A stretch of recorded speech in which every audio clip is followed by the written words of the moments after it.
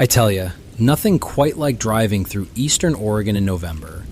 The air's crisp and the roads are mostly empty at this hour. The stars stretch out across the sky like a sparkling blanket, and I'm alone on Highway 20. Just the hum of my Peterbilt 379 and the gentle lull of the engine to keep me company. Burns ain't much, but it sure is a sight when you come rolling in out of the dark. I always make it a point to stop at the diner just off Highway 20, the same one twice a week. Folks there know me by now. Makes the coffee taste better. It's got that smell, you know? Bacon and stale cigarette smoke. The cook looks like he ain't left the kitchen in years, but he knows how to fry up some eggs that'll stick with you on the road. As I pulled into the rest area, I noticed some other rigs parked with their engines idling, the low rumble mingling with the wind. Can't hear myself think sometimes with all that noise. I stepped out of the cab, letting the cool autumn breeze nip at the back of my neck as I headed towards the diner. Outside, a large silhouette caught my eye near the trash bags. At first, I figured it was just a stray dog, rummaging through the garbage. You see all sorts out here. Not unusual to see wild creatures sniffing around for scraps. I dismissed it, thinking it was nothing more than a big mutt looking for a late-night snack. But then it moved, quick and sharp, like it skipped across the ground without truly touching it. It let out a low growl that seemed to vibrate through the air. I shook my head, rubbed my eyes. Maybe I was more tired than I thought. Long drives can do that to a person, play tricks on the eyes and ears. I was about to head inside for that much-needed coffee when I heard it. A strange howl that seemed to come from everywhere and nowhere all at once.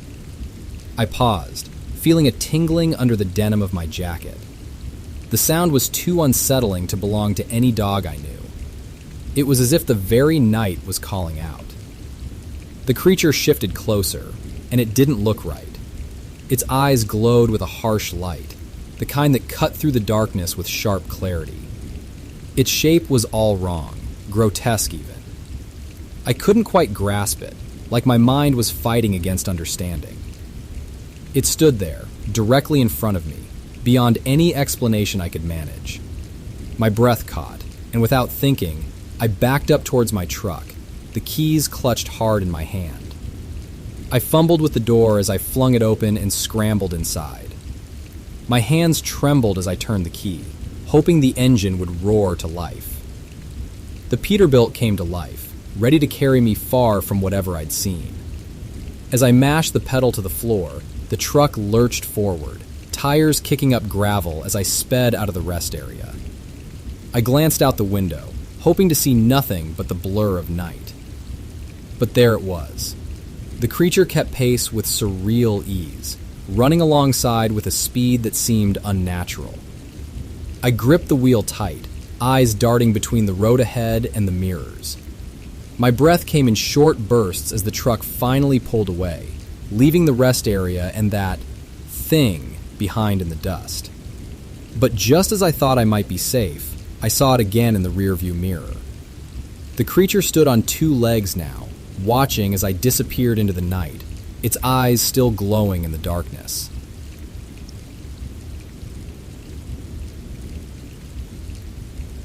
The sailor in my window. I remember the crate more than I remember the day it arrived. It was stamped fragile and personal effects, the letters smeared from sea air. My father said it had crossed the Atlantic twice before reaching our house on Harbor Street. He said it the way men talk about heirlooms, like it meant something. I was 7.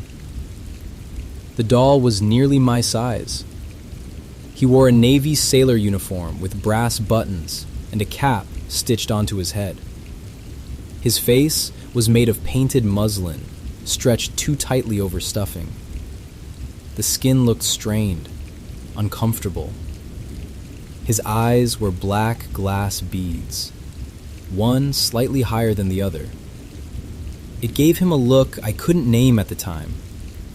Attentive. I named him Miles.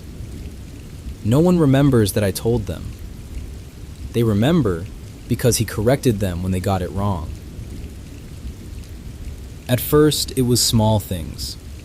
A vase knocked from a side table, mud across the hallway floor, scratches along the parlor wallpaper. I told my parents Miles had done it. They laughed. Children invent friends. Children invent excuses.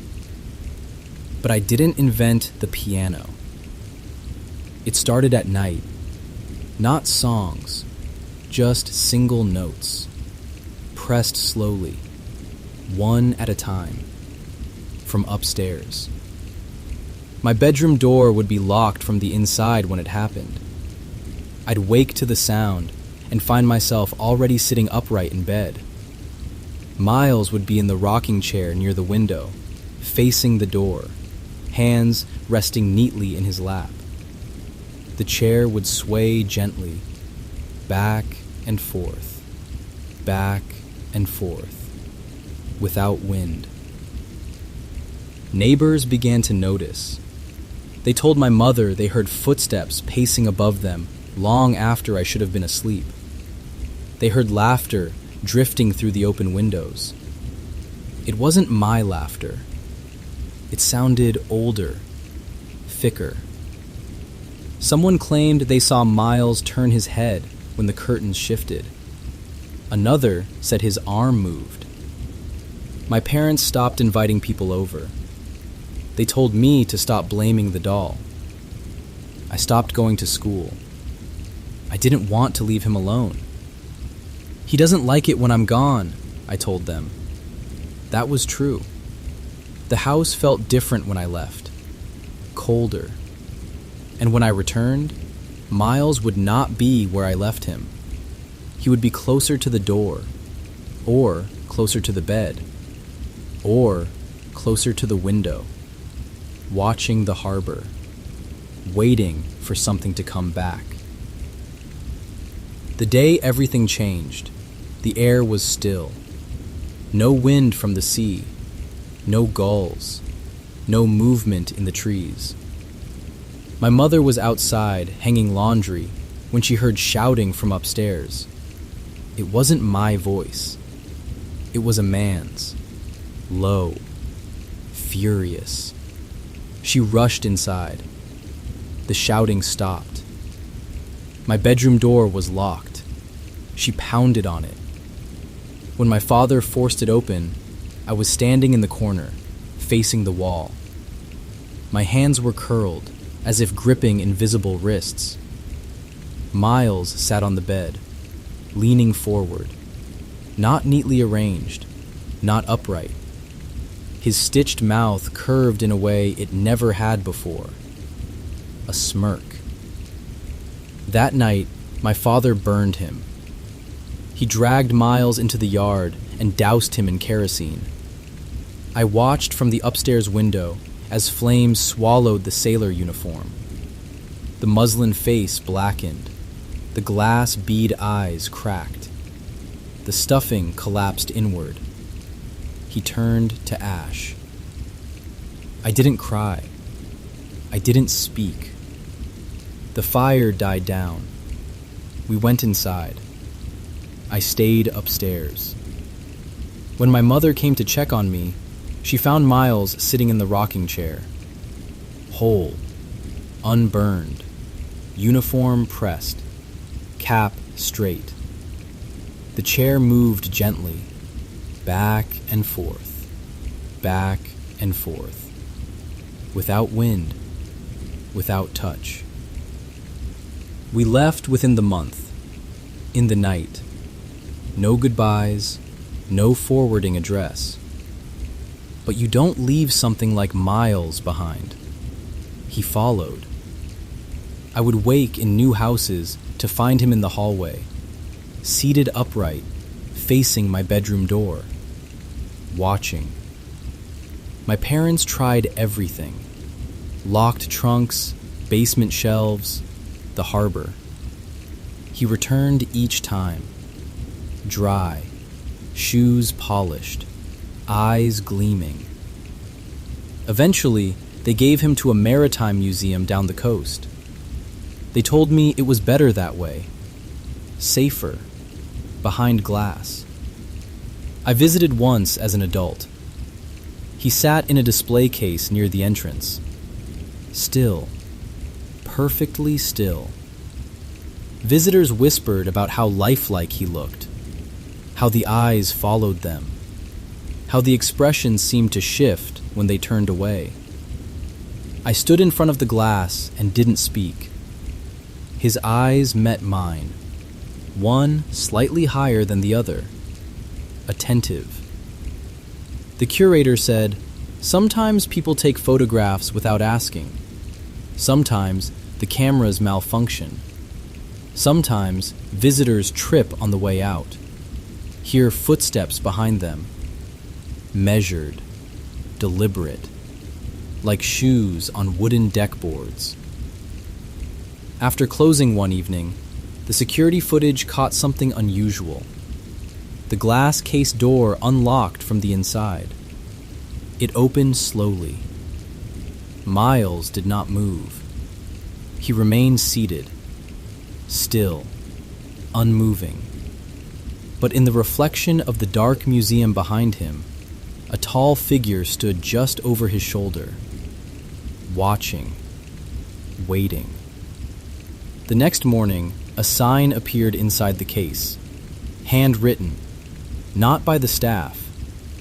It read, "Please ask before you take his picture." I didn't ask. I just stared. And when I left, I heard it. Soft footsteps behind me. Measured. Patient. Like a sailor pacing a wooden deck. I didn't turn around, because I already knew. He doesn't like it when I'm gone.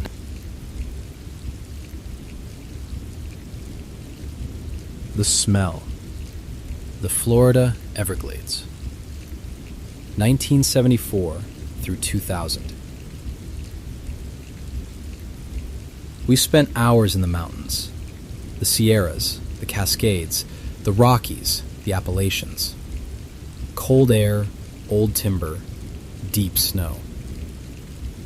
Now I'm going to take you somewhere that doesn't have any of those things. I'm going to take you to a swamp.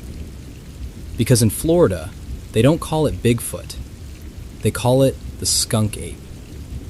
And the first thing you'll notice about it isn't how it looks. It's how it smells. The Seminole called it Esti Kapkaki, furry tall man, hairy giant.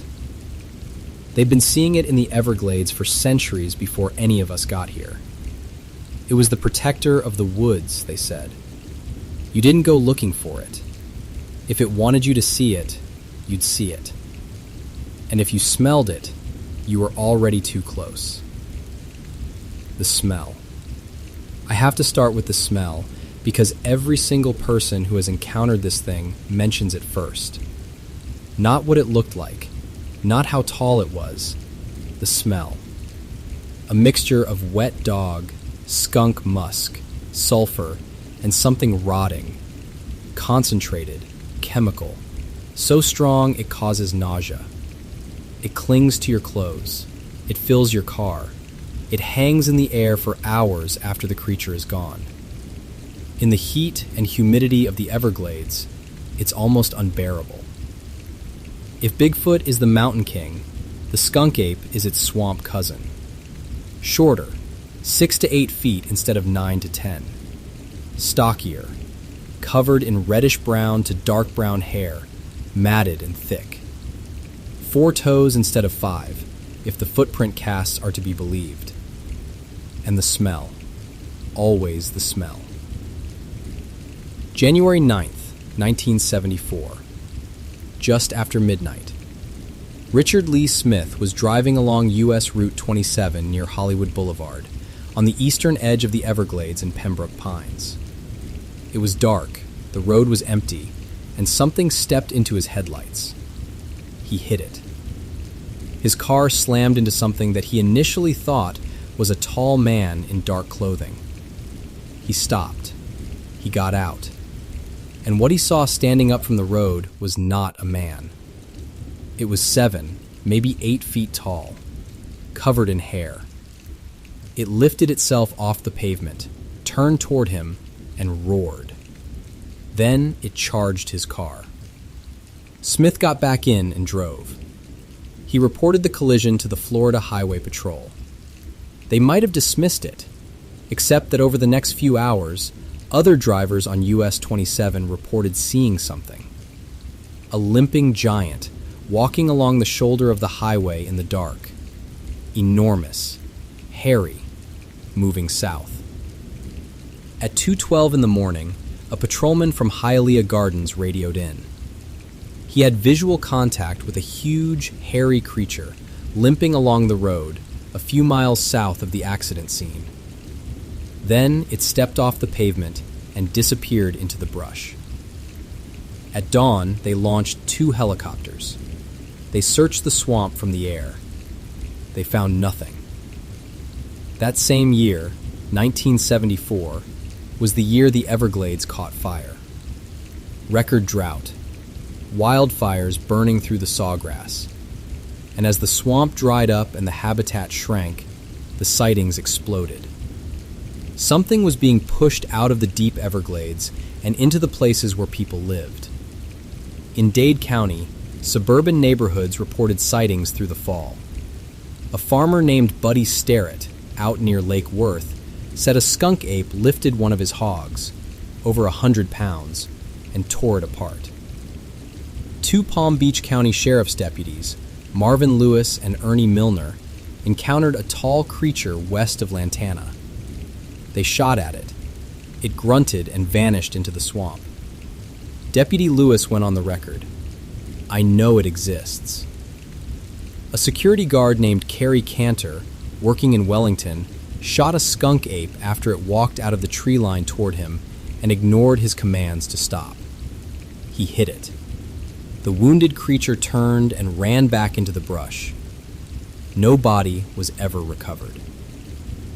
3 years later, Key Largo, July 14th, 1977. Charles Stokeman was a Vietnam veteran and former police officer. Not the kind of man who spooked easily.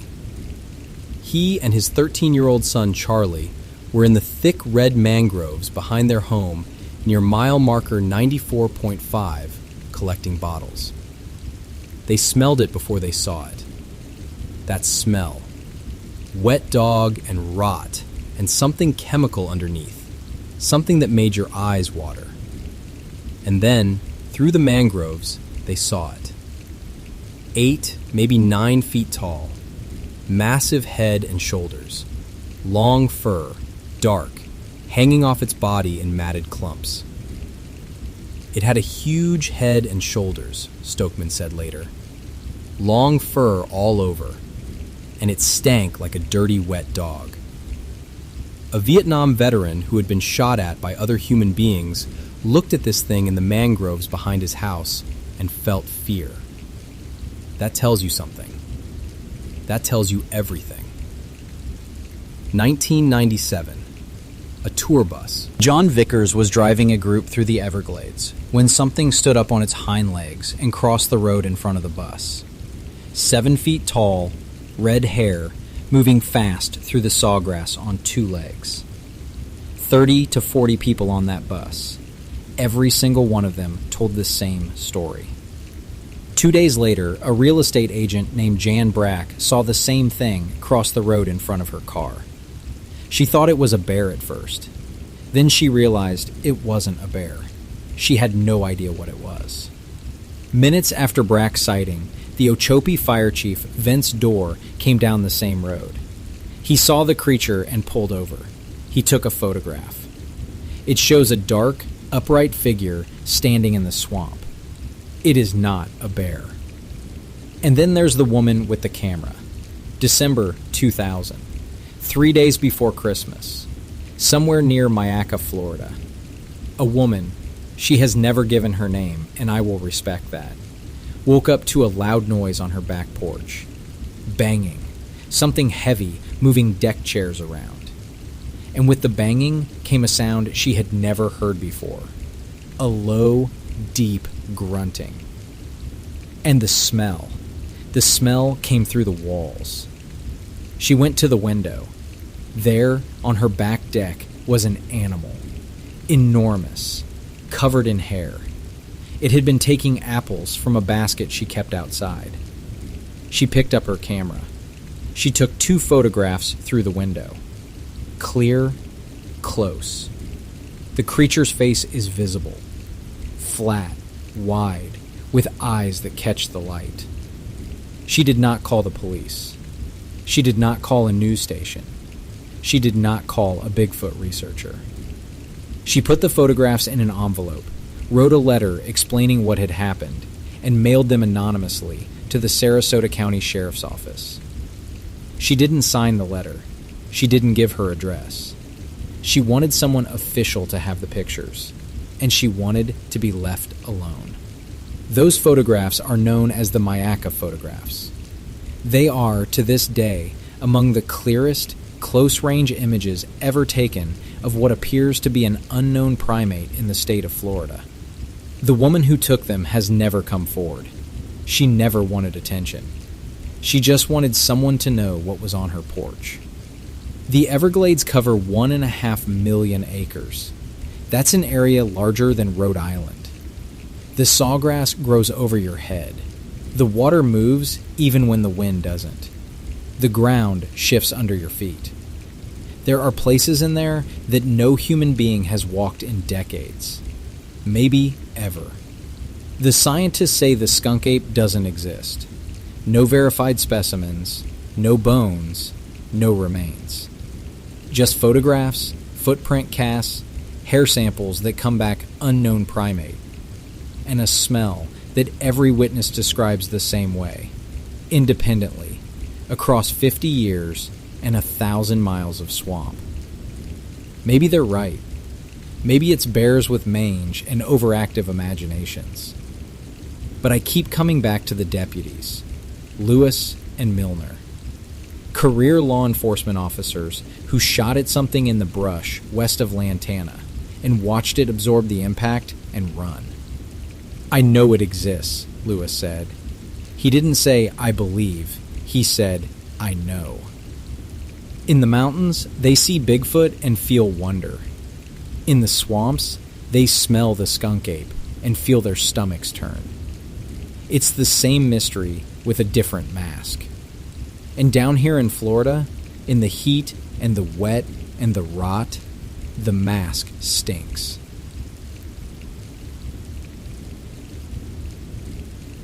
Every night round this time, I take a break from the grain elevator and toss some kibble to the outdoor cats. Keeps them regular and keeps the mice away. Tonight was no different, or so I thought, as I stepped out into the crisp November air. The Palouse can get real chilly in November, and that cold air has a way of finding the cracks in this old loading bay. I wrapped my coat tighter around me, my breath puffing in little clouds that floated away under the dim light. With the kibble scooped in one hand, I made my way across the gravel lot towards the feed bags stacked by the barn. Got these hands that feel all rough and calloused, from handling grain sacks all day long. Never quite managed to get them smooth again. The scent of wheat dust clung to me like an old friend, lingering in my clothes and hair as I crouched to pour out the kibble. A rustling noise caught my ear, somewhere near the feed bags, and I paused. Probably just a stray dog from the neighboring farm. We get some stray dogs wandering over from time to time, but they usually don't make a fuss. I shrugged it off and continued with the task at hand, the sound of the rustling fading into the background as I scattered the rest of the kibble for the cats. But the noise picked up again, more intense this time, frantic and rattling, like something bigger than your average dog. The machinery in here didn't startle me as much as this did. It was enough to wake the dead, but I tried to ignore it, dismissing it all the while as just a particularly restless stray. After all, it was late, and my mind had a way of playing tricks on me in the quiet of the night. Then came a low growl, resonating through the darkness, the kind that crawled under my skin, deep and throaty, in a way that no dog I've ever encountered could muster. My hands went still, the roughness of my palms more noticeable, as I realized that whatever was out there wasn't your garden variety stray. The smell of wheat dust was no match for the adrenaline starting to rip through me. I edged closer, drawn by a mix of curiosity and a gnawing sense of something not quite right. A large silhouette loomed by the loading bay, eyes reflecting the moonlight in a way that made them almost look like twin lanterns. My heart thudded in my chest, and the weight of apprehension settled over me, with cold seeping into my bones as the November air wrapped around me. Retreat seemed the safest bet, back to the grain elevator where I could make a call for help. But as I began to turn, muscles stiff and reluctant, the chilling sound of heavy breathing surrounded me. Whatever it was had closed the distance far quicker than I cared to admit, the sound wrapping around me like the wind whistling through the barn walls, an eerie sort of song that set my pulse racing. The wind picked up sharply, gusting through the gaps and masking any sound the creature might make. It was just me, the rising wind, and indistinct forms lurking beyond the reach of the light. Nothing more, nothing less.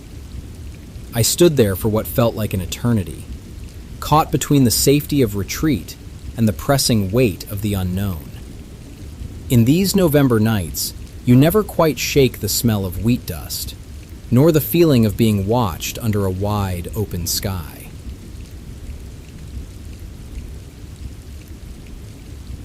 The box said, Buddy Pal, your child's best friend. Bright primary colors, cartoon stars, a smiling doll with soft brown hair and freckles. My son Ethan hugged it before I'd even cut the plastic ties. It talks, he said, delighted. It sings. It learns your name. The sales clerk told me it was the safest toy on the shelf. Voice recognition, huggable fabric, soft vinyl face. No sharp edges, no removable parts. Battery compartment sealed, she said. Childproof. That night, Ethan slept with Buddy Pal tucked under his arm. At 2:17 a.m., I woke to whispering. Not from the baby monitor, from the hallway. Soft, rhythmic. Ethan. Ethan. I walked to his door and pushed it open. Ethan was asleep. Buddy Pal lay beside him. Its plastic eyes were open, staring toward the doorway. The voice came again. Ethan. Its mouth didn't move. In the morning, I checked the battery compartment. It was empty. No batteries. The slot was clean, unused. I turned it over in my hands. No hidden switches, no wires exposed. Dad, Ethan said from behind me. He told me your name too. I laughed, though my throat felt tight. What did he say? Ethan smiled. He said he likes it when you blink. The next few days, Buddy Pal behaved normally. It sang when squeezed. It said pre-recorded phrases in a cheerful, synthetic voice. I love you. Let's play. But sometimes, when Ethan left the room, I caught it facing the door, as if waiting. Once, I placed it sitting upright against the wall and walked into the kitchen. When I came back, it was on its side, facing the hallway. Another time, it lay on the couch. When I returned, it was upright, perfect posture, hands resting neatly in its lap. Ethan insisted he hadn't touched it. You're just forgetful, he told me gently, the way adults talk to children. I decided to test it. That night, after Ethan fell asleep, I took Buddy Pal downstairs. I placed it in the center of the kitchen table. I removed the battery cover again. empty. I set my phone to record video and left it there. At 2:17 a.m., I heard the sound. A faint click, then another, like something inside adjusting. I watched the live feed from upstairs. The doll sat motionless for a long time. Then, the head turned, slowly, deliberately. It did not jerk. It did not wobble. It pivoted with smooth, mechanical precision until its eyes locked directly onto the camera. The plastic cheeks twitched. The smile widened.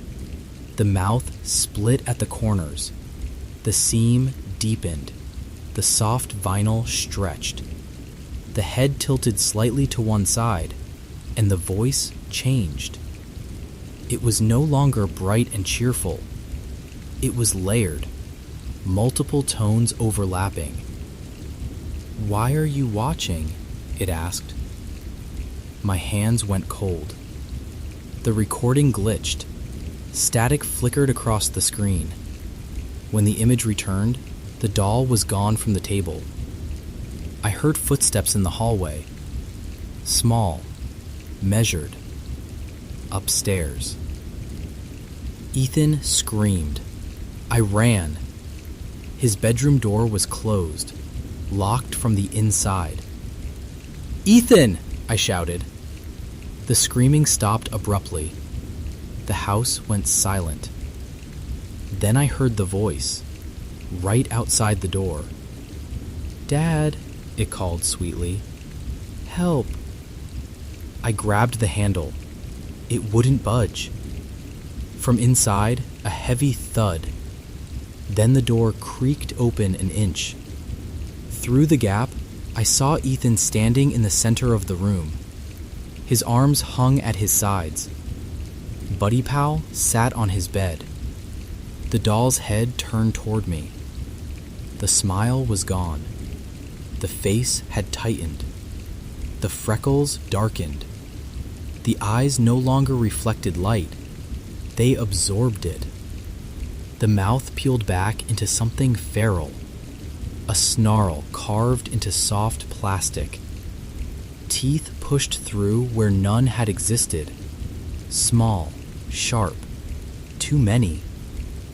Ethan's lips moved, but the doll's voice came out. "He belongs to me." The doll stood up.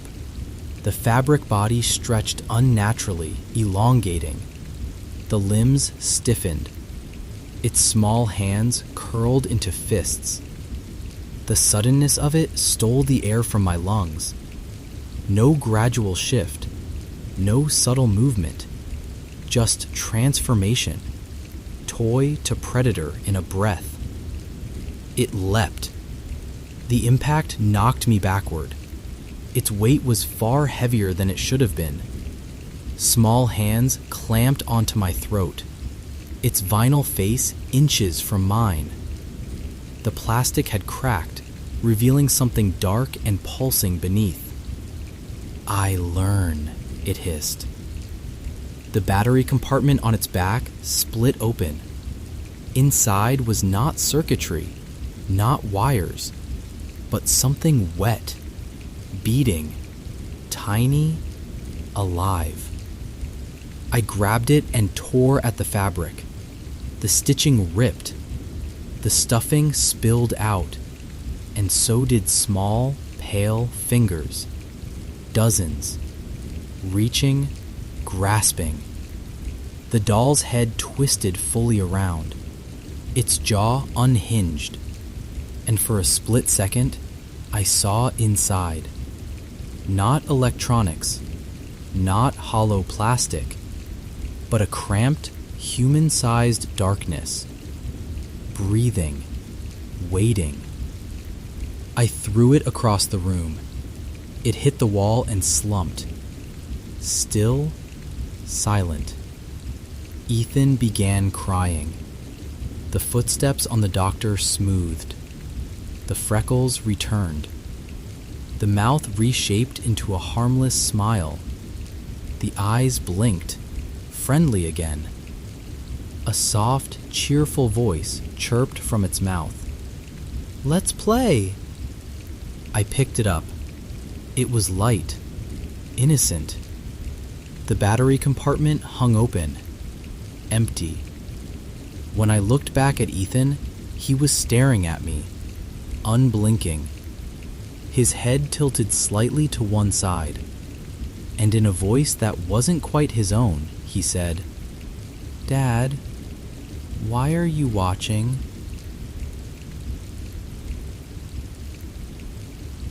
"59 seconds. Bluff Creek, Del Norte County, California. October 20th, 1967. People think I went to Bluff Creek because I believed in Bigfoot. I didn't. I went because Roger asked me to, and Roger was my friend, and I wanted to ride horses in good country. That's the truth of it. If there was a Sasquatch out there, fine. If there wasn't, and I figured there wasn't, I'd still have a week in the mountains on horseback, and that was good enough for me. Roger Patterson was a different kind of man. He'd been chasing this thing for years. He'd written a book about it. He'd been out to Bluff Creek before, found tracks, talked to loggers who'd seen things. He was making a film, a little movie about cowboys hunting for Bigfoot. He had a rented 16mm camera and 100 feet of film. He was certain, the way some men get certain about things that haven't been proven yet. I wasn't certain about anything. I just liked riding horses. We agreed on one thing before we went out. We would not shoot whatever we found, unless it came at us. I carried my rifle, but the agreement was clear. No shooting unless our lives were in danger. We drove out to Six Rivers National Forest in Northern California. Bluff Creek is remote, 18 miles east of the Pacific, deep in logging country. You couldn't get there by car. We brought 3 horses and a few days' worth of provisions. We've been riding for several days, following the creek upstream, looking for tracks, looking for anything. October 20th, 1967, a Friday. The weather was clear and dry. Good visibility. We were riding northeast along the east bank of the creek, the horses picking their way through the gravel, the water low, the sun high enough to throw shadows across the sandbars. It was sometime between 1:15 and 1:40 in the afternoon when we came around a bend. There was an overturned tree with a root system big enough to block our view, like rounding a corner in a hallway. On the other side was a log jam, debris piled up from the flood of '64. And behind that log jam, on the far side of the creek bed, something was moving. The horses knew before we did. Roger's horse spooked, reared up, fighting the reins. My horse went stiff, ears forward, nostrils flaring. And then I smelled it. A thick, heavy, musky stench, like a skunk, but worse, deeper, the kind of smell that coats the inside of your throat. Roger was off his horse almost before it stopped moving. He was scrambling for the camera. It was in the saddlebag, and he was fighting the buckle, fighting the strap, trying to get it out while the horse was still dancing sideways. I stayed mounted. I held the horses, and I looked at the thing on the other side of the creek. It was walking, not running, not crouching, walking upright across the gravel bar, away from us, with a stride that was long and smooth and deliberate. It was large. Roger's horse was spooked at close range, but the creature was maybe 120, 130 feet from where Roger was running with the camera. Big shoulders, big frame, covered in dark hair, reddish brown, almost black. The arms swung with each step, the way yours do when you're walking with purpose. And I could see clearly, even from that distance, that it was female. The breasts were visible. This was not a man in a costume.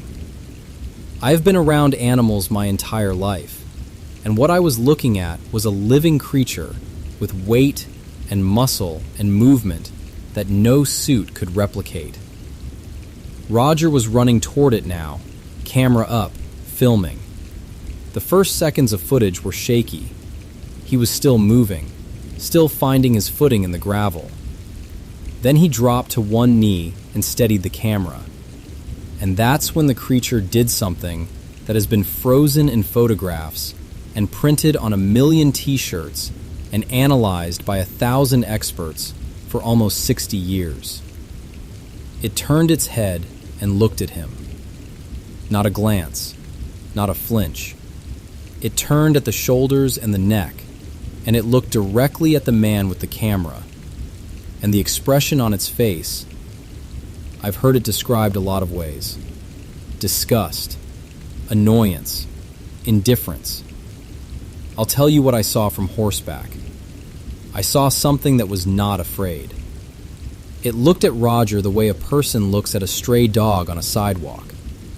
It acknowledged him, assessed him, and decided he was not worth stopping for. Then it turned back and kept walking. Into the tree line, into the brush. Gone. The whole thing, from the moment we rounded that root ball to the moment the creature disappeared into the timber, was maybe a minute. Roger's film ran out at 59 seconds. 59 seconds that changed my life forever, and not in ways I would have chosen. After the creature was gone, we went back to the sandbar. We found tracks, 14.5 inches long, sunk deep in the wet gravel. We found a wet footprint on a rock leading up the cliffside, and up on the cliff, we found a wet impression in the mud, a large, flat area where something heavy had been sitting. We think it had been watching us before we ever rounded that bend. It knew we were coming. It chose to leave. Roger drove to Willow Creek that evening and shipped the film. I stayed with the horses. When the film came back developed, it was 60 feet of footage that would make Roger famous and make my life very complicated. I need to tell you something about what happened after. Roger took the film on tour. He showed it everywhere. He made money from it. Not a fortune, but enough to draw attention. He was called a genius by some and a con man by others. In 1972, 5 years after we filmed at Bluff Creek, Roger died of Hodgkin's lymphoma. He was 36 years old. After he died, people came for me. A man named Bob Hieronymus said he wore a gorilla suit for Roger that day. A costume maker said he sold Roger a suit. A Skeptic magazine published a whole investigation. Roger's own son, decades later, said it was a hoax.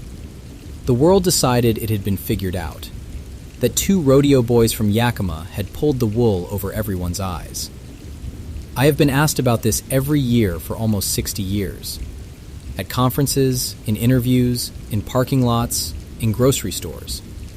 People approach me like I owe them an answer, and I give them the same one every time.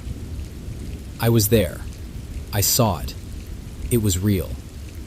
I did not wear a costume. I did not help stage a hoax. I did not conspire with Roger or with anyone else. What I saw walking across that creek bed was a living, breathing animal that I had never seen before and have never seen since. I watched it move. I watched it turn. I watched it look at us with an intelligence that I recognized, even though I had no name for what was behind it. Bob Hieronymus says he wore the suit. Let me tell you something about Bob Hieronymus. When he tried to demonstrate the walk for cameras, it looked nothing like what's on that film. When the costume maker tried to recreate the suit, it looked nothing like what's on that film. The muscle movement under the skin, the way the hair lays flat and shifts with each stride, the proportions of the limbs. I've watched the experts argue about this for decades, and not one of them has been able to reproduce what's in those 59 seconds using the technology that was available to us in 1967. You don't have to believe me. I stopped needing people to believe me a long time ago. I know what I saw, and I know this. I've spent 58 years being called a liar, and in all that time, I have not changed a single detail of my account. Not one word. Not one. If I were lying, I would have slipped by now. 58 years is a long time to maintain a fiction. People get old, they get tired, they let things go. Hoaxers confess. Con men move on to the next con. I'm 94 years old, and I'm still telling you the same thing I told the first reporter who put a microphone in my face in 1967. I was there. I saw it. It was real. Roger's gone. The film is 59 seconds of grainy, shaking 16mm footage that will be argued about for another 100 years. And I'm just a cowboy who went for a ride in the mountains with his friend and came back with something I can never put down. I don't know what it was. I know what it looked like. I know what it smelled like. I know the sound my horse made when it caught the scent. And I know the way it looked back at us. That slow turn, those dark eyes, that face that was almost human, but not quite. Not quite. And I know that whatever it was not afraid of us. We should have been afraid of it.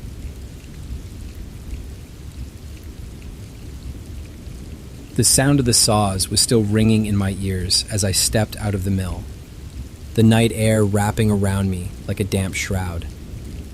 I could feel the sawdust clinging to my clothes, sticking to my skin in stubborn patches. Despite the late hour, my mind was humming with the rhythm of the mill, the conveyor belt's squeal still gnawing at my nerves. That thing was going to be the death of me one day. I pulled up the collar of my jacket, trying to keep the cold from settling in my bones, but the November chill had a way of finding every crevice. The gravel crunched under my boots as I made my way down the logging road. The air was thick with the smell of pine and hickory, cutting through the exhaust and grime. Just about the only sweet thing at this hour. Jack's headset flashed across my mind. He'd left it in the break room again. One day, he'd lose it for good. But that was his problem, not mine. My thoughts drifted toward the diner at the end of the road, and the promise of hot coffee there, indifferent to the fact that folks said it was no good. They didn't understand that at 2:30 a.m., all that mattered was the heat. Just then, I caught a glimpse of a shadowy figure cutting between the trees. I paused for a moment, peering into the gloom. Probably just a stray dog, I figured. There were always a few that wandered near the mill, scavenging where they could. As I continued on, I could sense the figure moving in parallel with my path, keeping pace in a way that was faster than any dog should. My fingers tightened on the strap of my bag, but I shrugged it off, trying to focus on the diner's lights ahead. A low growl rippled through the air, winding its way through the trees to reach me. It was a growl that didn't fit any dog I'd ever heard, and the hair on my arms stood on end. My feet faltered, and I glanced back, every muscle pulling tight. Hurrying my steps, the diner's neon sign flickered into view, casting a pool of light that felt like safety. But just as I reached the edge of the lot, the creature stepped into the light, its eyes catching the street lamp's glow in a way that stopped me cold. They reflected with an unsettling clarity, far closer than expected. With shaking hands, I fumbled for my cell phone, the buttons slippery under my fingers. I managed to get it out, but as my thumb hovered over the contact list, the screen flickered and died, leaving me in the dim light with nothing but the distant hum of saws behind me. Breath ragged in the chill night air, I found myself standing there, isolated, feeling the November damp seep deeper under my skin. The creature watched, its silhouette unmoving, save for those eyes that seemed to pierce the shadows between us. I didn't dare move, standing transfixed as the cold kept finding me. In that moment, I caught the faintest sound of the conveyor belt back at the mill, its rusty squeal a strange comfort, a tether to the ordinary world I had just stepped out of. But here, on the logging road, all of that might as well have been a lifetime away. The creature's eyes remained fixed on mine, a glint of something wild and unknowable. There was no sound now, save for the faint echo of the saws, relentless in their work, cutting through the night like a persistent whisper laced with a warning.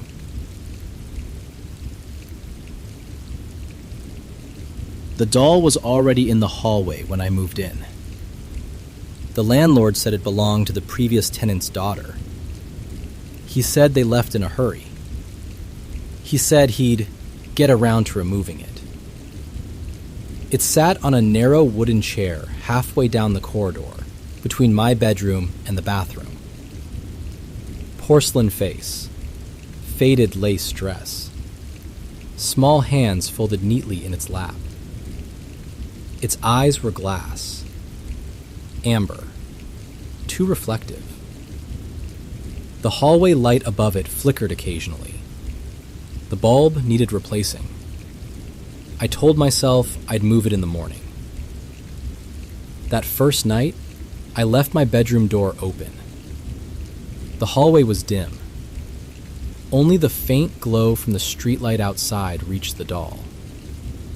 It didn't move. It never moved. But I couldn't shake the feeling that the air around it was wrong. Thicker, as if sound didn't travel properly past it. At 1:12 a.m., the hallway light flickered. On, off, on. The doll was still there, hands folded, head forward. Off, on. Its head was slightly angled toward my door. Not dramatically, just enough. I held my breath. Off. Darkness swallowed the hallway completely. On. The chair was empty. I sat upright in bed. The hallway was silent. The light hummed faintly. The chair sat alone beneath it. No doll. My throat tightened. I stepped out of bed slowly. The hardwood felt cold. I walked to the doorway and leaned out. The air in the hallway felt cooler than the rest of the apartment. I took one step forward. The bathroom door at the end of the hall was slightly ajar. I was certain I'd closed it. The light flickered again. On. The doll sat directly in front of the bathroom door, back facing me. Off. On. The doll was gone. The bathroom door stood fully open, dark inside. I could see the mirror above the sink reflecting the hallway. In the mirror, the doll sat in the hallway chair, facing forward. But in reality, the chair was empty. The flicker grew faster. On. Off. On. In the mirror, the doll's head turned slowly toward me. In the hallway itself, nothing stood there. Off. On. The mirror cracked down the center, a thin line splitting the reflection. And from behind that crack, I saw something else standing behind the doll. Tall, indistinct, its outline too long for the hallway. The doll did not move. It did not blink. But the shadow behind it leaned closer. The flicker stopped. The light steadied. The chair was empty. The mirror was intact. The bathroom was silent. I stepped backward. The hallway light buzzed louder, The bulb dimmed slightly. And then I heard it. Not footsteps. Not scraping. A soft fabric shift. Behind me. I turned slowly. The doll stood at the threshold of my bedroom. Hands still folded. Feet perfectly aligned. It had not walked. It had not been heard. It was simply there. The amber eyes reflected my shape. The face remained serene. Its mouth closed in a polite porcelain smile. The hallway light flickered again. On. The doll was closer. Off. On. Its head tilted slightly. Off. On. Its hands were no longer folded. They hung at its sides. The lace sleeves darker near the cuffs, as if stained. I felt pressure in my ears, like descending underwater. The space behind the doll grew darker, not shadow from lighting, depth, as if the hallway extended infinitely behind it. The flicker returned. On. The doll was inches from me. Off. On. Its face filled my vision. The porcelain surface hairline cracked across one cheek, a fissure widening. Through it, something moved. Not mechanical, not hollow. A slow, wet blink beneath ceramic skin. The mouth parted slightly. No teeth. Just darkness. And from that darkness, a breath. Cold, smelling faintly of damp earth. The hallway light burst. Glass shattered. The apartment fell into total black. I stood frozen, listening. Nothing moved. No footsteps. No scraping. Just the faint hum of electricity dying in the walls. I reached forward slowly. My fingers touched porcelain. Smooth. Still. The doll stood in front of me. Motionless. I exhaled. A shaky sound escaped my throat. The porcelain mouth opened. Not fast. Not violently. Just enough. And from inside, I saw the hallway. Endless. Rows of identical chairs. Identical dolls. All facing forward. All still. Behind them, in the darkness, something vast, waiting. The light came back on suddenly. Bright.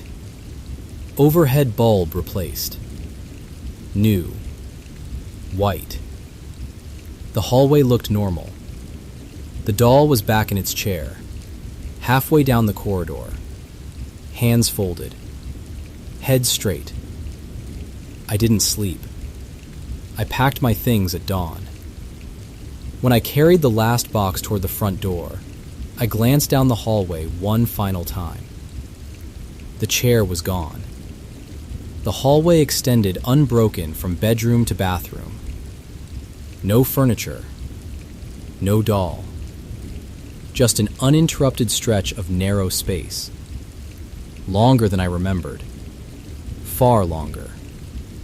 And at the very end, in the distance where the hallway should have ended, I saw a small shape.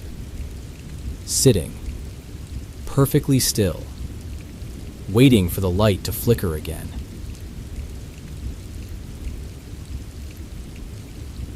The Wrong Side of the Lake, Upper Peninsula, Michigan. The trip was my uncle's idea. Some campground on a lake in the middle of nowhere, Upper Peninsula of Michigan. If you've never been to the UP, it's hard to explain how remote it is. It's not remote the way people in suburbs think remote is. an hour from a grocery store, maybe no cell service. The UP is remote the way the word was invented to mean. Millions of acres of forest. More trees than people. Roads that end at lakes nobody's named. The kind of place where, if something didn't want to be found, it wouldn't be found. Because there's more hiding places than there are people looking. We got to the campground and set up. Nothing special. A camper, some gear, the usual. My uncle hung a bag of food from a tree branch. High up. Bear protocol. You put the food where a bear can't reach it, and in the morning, it's still there. In the morning, the bag was gone. Not torn.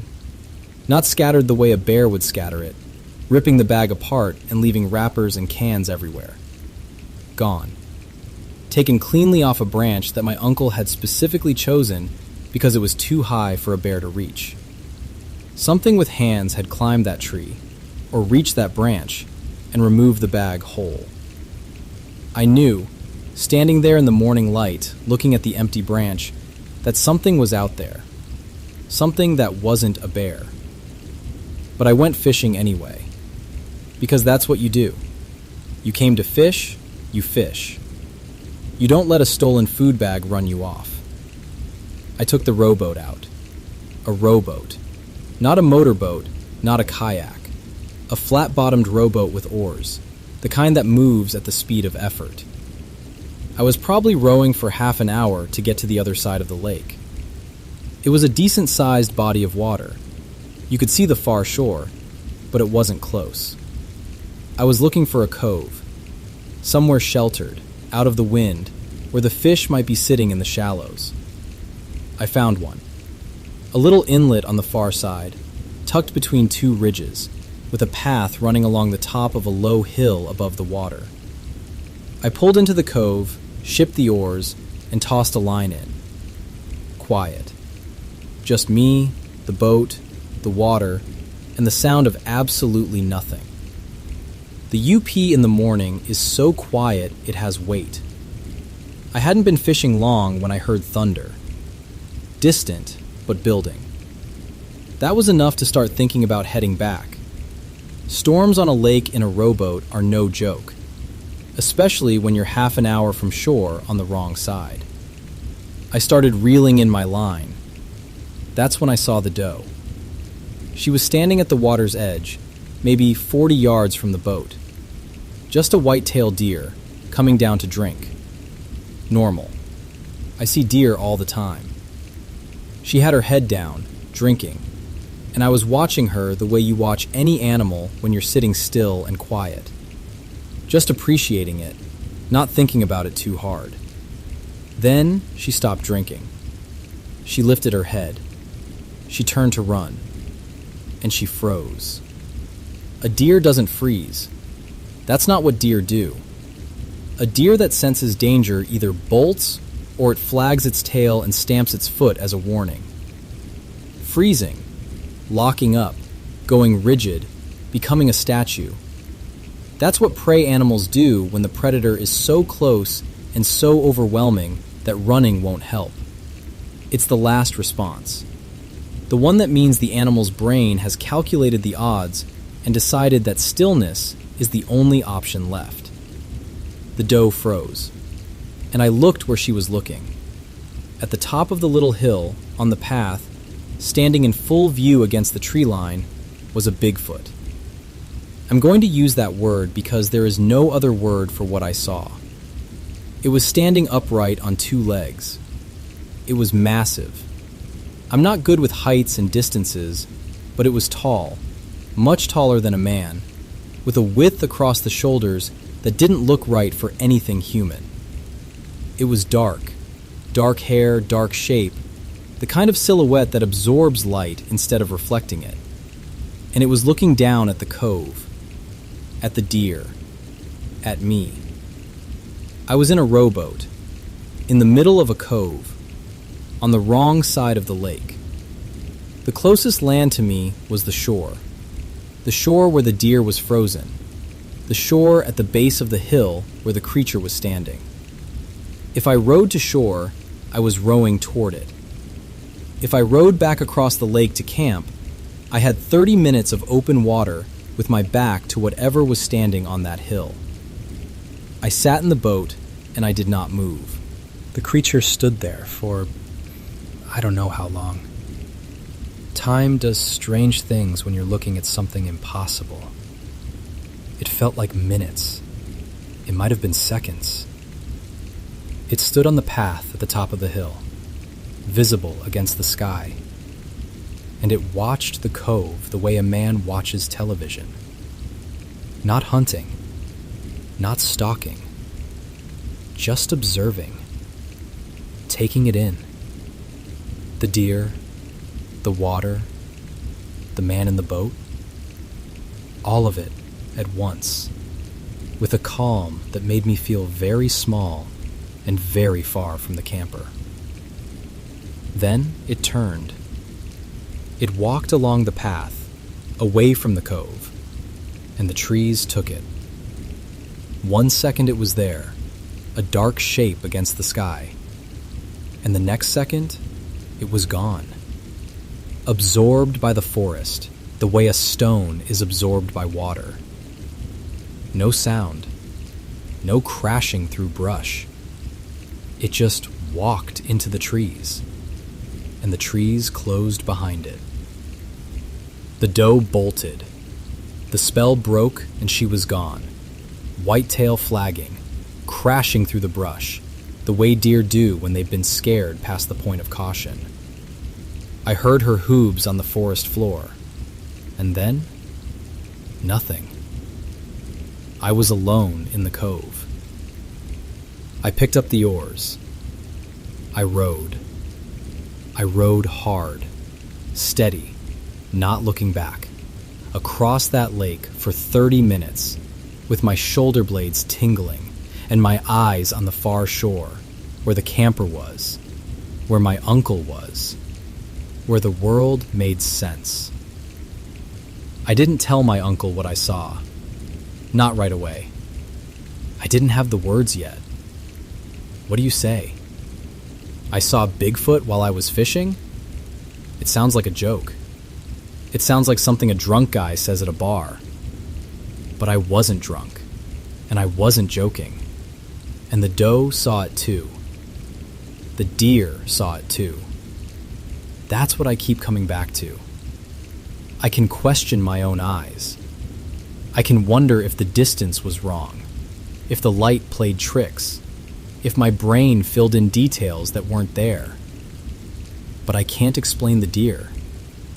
A white-tailed doe, standing at the water's edge, who turned to run and couldn't, whose body locked up with the kind of fear that is beyond running, beyond escape, beyond anything except standing perfectly still and hoping the thing on the hill doesn't come down. The deer didn't know what Bigfoot was. The deer didn't have a word for it. The deer didn't have theories or debates or television shows. The deer just had 10 million years of prey instinct, and every bit of that instinct said, freeze. If you don't believe me, believe the deer. The Upper Peninsula of Michigan has 225 documented Bigfoot sightings, 8th in the nation. The Ojibwe, who have lived here for thousands of years, spoke of a creature they called Wendigo, a giant, hairy being connected to the deep woods and the cold. The Porcupine Mountains, the Tahquamenon, the Hiawatha National Forest, the Seney Wildlife Refuge. Every major wilderness area in the UP has reports. In 2015, 2 fishermen at Tahquamenon Falls saw a massive figure watching them from the shoreline before it disappeared into the trees. In 1993, a DNR officer near Baraga County saw a creature standing by a creek before it sprinted away at a speed he couldn't reconcile with its size. In 2019, hunters in the Sturgeon River Gorge heard deep, chest-rattling roars that didn't match any known wildlife. And at the Seney National Wildlife Refuge, a woman sleeping in her car with her baby woke up to find a large, hairy creature peering through the car window at her child, staring at the baby through the glass. She didn't get out. She started the engine and drove. This is the Upper Peninsula. This is what lives here. This is what the Ojibwe always knew was here, and what the rest of us are just beginning to admit. I went to that lake to catch fish. I caught something else. A memory I can't put down, and a question I can't answer. If I had rowed to shore instead of back to camp, if I had pulled the boat up on the bank at the base of that hill, what would have happened? I don't want to know. And I never went back to that cove. But the cove is still there. The hill is still there. The path is still there. And whatever walked along that path and stood against the sky and watched me with a patience I will never understand, it's still there too. The deer knew. The deer always knows.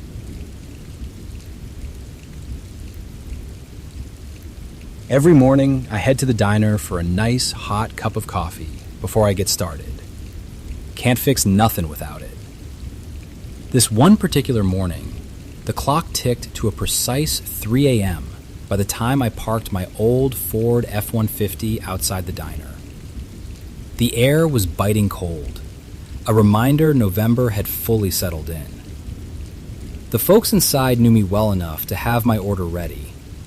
A to-go cup, steaming and potent enough to rouse even a stubborn mule. Once I had my lifeline in one hand and keys in the other, I made my way over to the barn, perched at the edge of a soybean field.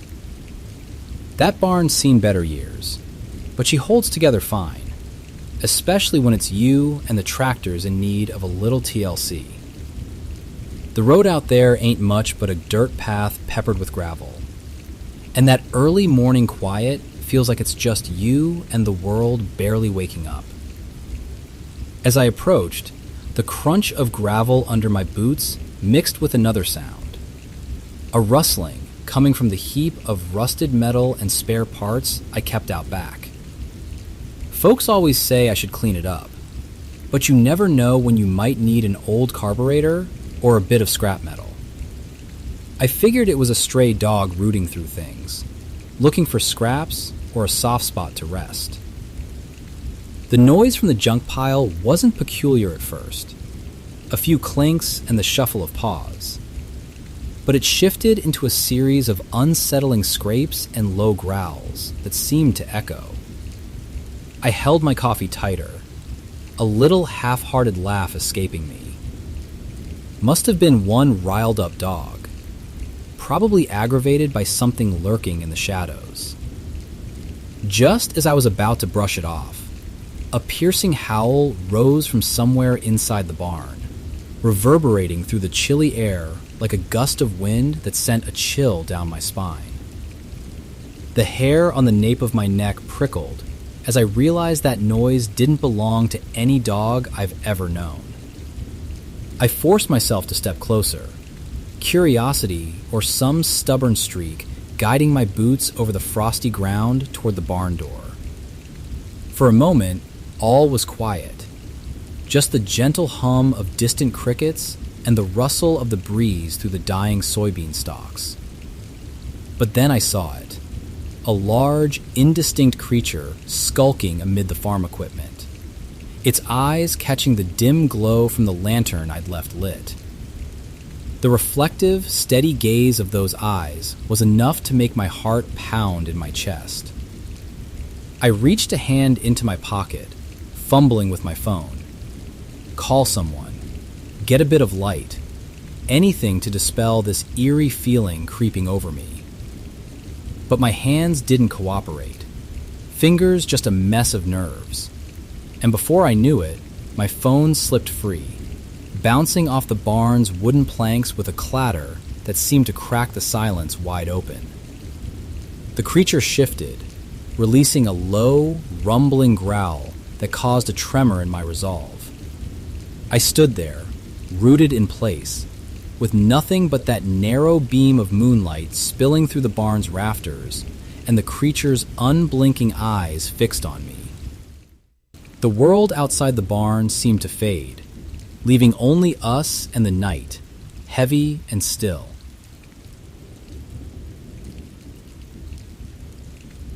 They told me the bear was handmade.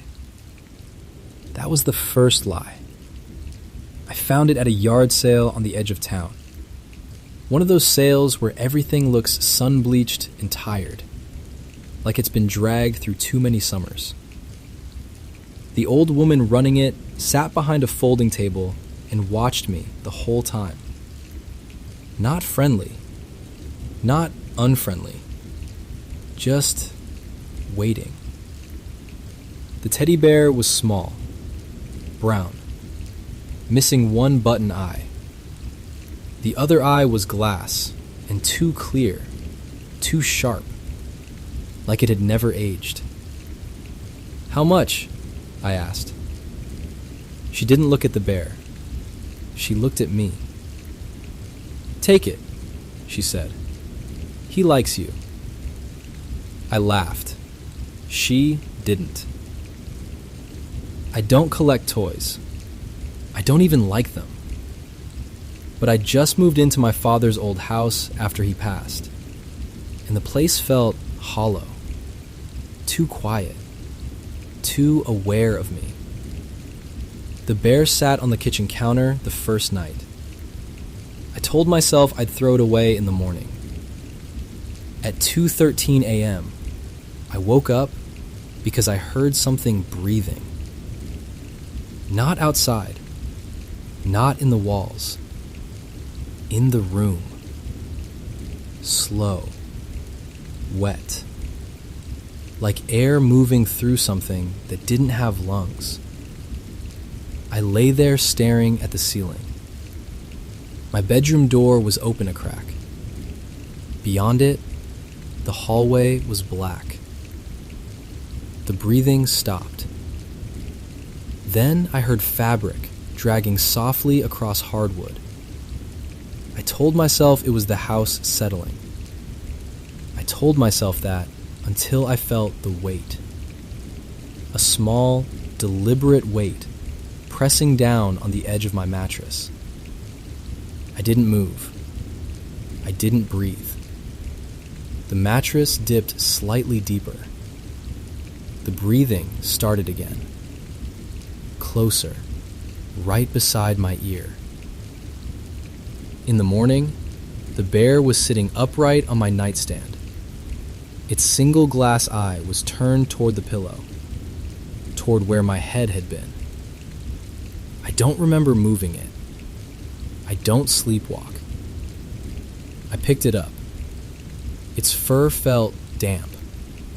Not with water, with something thicker. There was a faint, sour smell coming from its stitched mouth. The thread was black and uneven, like someone had sewn it shut in a hurry. I pressed the belly gently. Something shifted inside. Not stuffing. Something that resisted. That afternoon, I found a photograph in my father's old desk. It was from 1993. I was 6. I was holding the same bear. Only back then, it had 2 button eyes and a red ribbon around its neck. My father was kneeling beside me. He looked tense. Forced smile. His hand was gripping my shoulder too tightly. On the back of the photo, in his handwriting, "Don't let him keep it." I don't remember the bear.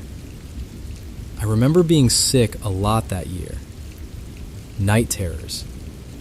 Doctors saying it was stress. I remember telling my father that the bear talked to me, that it said it was hungry, that it didn't like when I ignored it. He threw it away. At least, that's what he told me. The second night, I locked it in the garage. I put it in a toolbox and latched it shut. At 2:13 a.m., the breathing started again. This time, it was under the bed. Slow, wet, patient.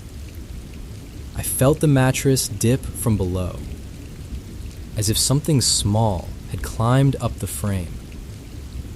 The door to my room was closed, locked. I heard the soft thump of something dropping onto the floor. Then the slow drag of fabric. Step, drag, step, drag. It stopped beside the bed. I didn't look. I knew better than to look. The breathing came again, right at the height of my face. I felt something brush my cheek. Soft fur. And underneath it, skin. Cold. Human skin. A small hand pressed against my mouth, and something whispered through the stitched thread. You promised. I didn't remember any promise. Not until the third night. I dreamt I was 6 again, sitting cross-legged on the floor, the bear in front of me. It wasn't small in the dream. It was my size. Its button eyes were crooked. Its mouth wasn't stitched then. It was open. And inside wasn't stuffing. It was teeth. Flat human teeth, packed tightly into the hollow space. It told me if I wanted the nightmares to stop, I had to feed it. Just a little, it said. Just a piece. I remember cutting my finger, letting it soak into the fur. I remember it wasn't enough. I remember the dog going missing. I woke up choking. The bear was on my chest, heavier now. Its body was swollen, stretched tight against the seams. The stitched mouth was straining. Something inside was pushing outward. I tried to throw it off me. It didn't move. The groth eye blinked. Not the way eyes blink. Sideways. Like something inside it shifted position. The thread along its mouth began to snap. One stitch at a time. Pop. Pop. Pop. The smell filled the room. Rotting meat and damp earth. The mouth split open. And inside, it wasn't teeth anymore. It was a face. Small. Pale. Childlike. Its lips were cracked and dry. Its eyes rolled toward me from within the bear's hollow body. And it spoke in a voice I recognized. My own, at 6 years old. You stopped feeding me. The weight on my chest grew unbearable. Tiny hands pushed out from the torn seams. More than 2. Dozens. Pressing. Clawing. Trying to pull themselves free. The last thing I saw before the power went out was the glass eye rolling back into the bear's head, and the empty socket turning toward the door, as if something else had just entered the room. Something bigger, hungry, and patient. It's 2:13 a.m. again. I can hear the breathing. This time, it's coming from inside my walls. And I think it's waiting for me to make another promise.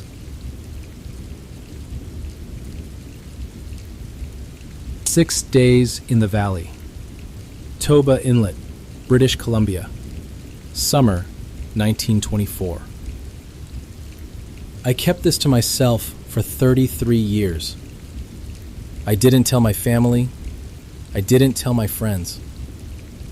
When I finally got out of those mountains in the summer of 1924, a logger found me stumbling through the bush and asked me what happened.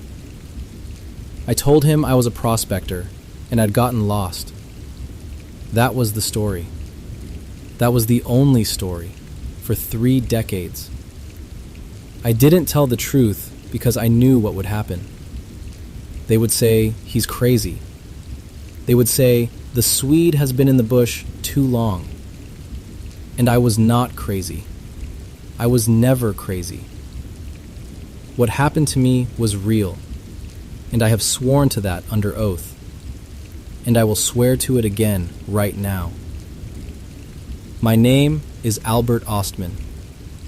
In 1924, I was 30 years old, a lumberman by trade, living in British Columbia.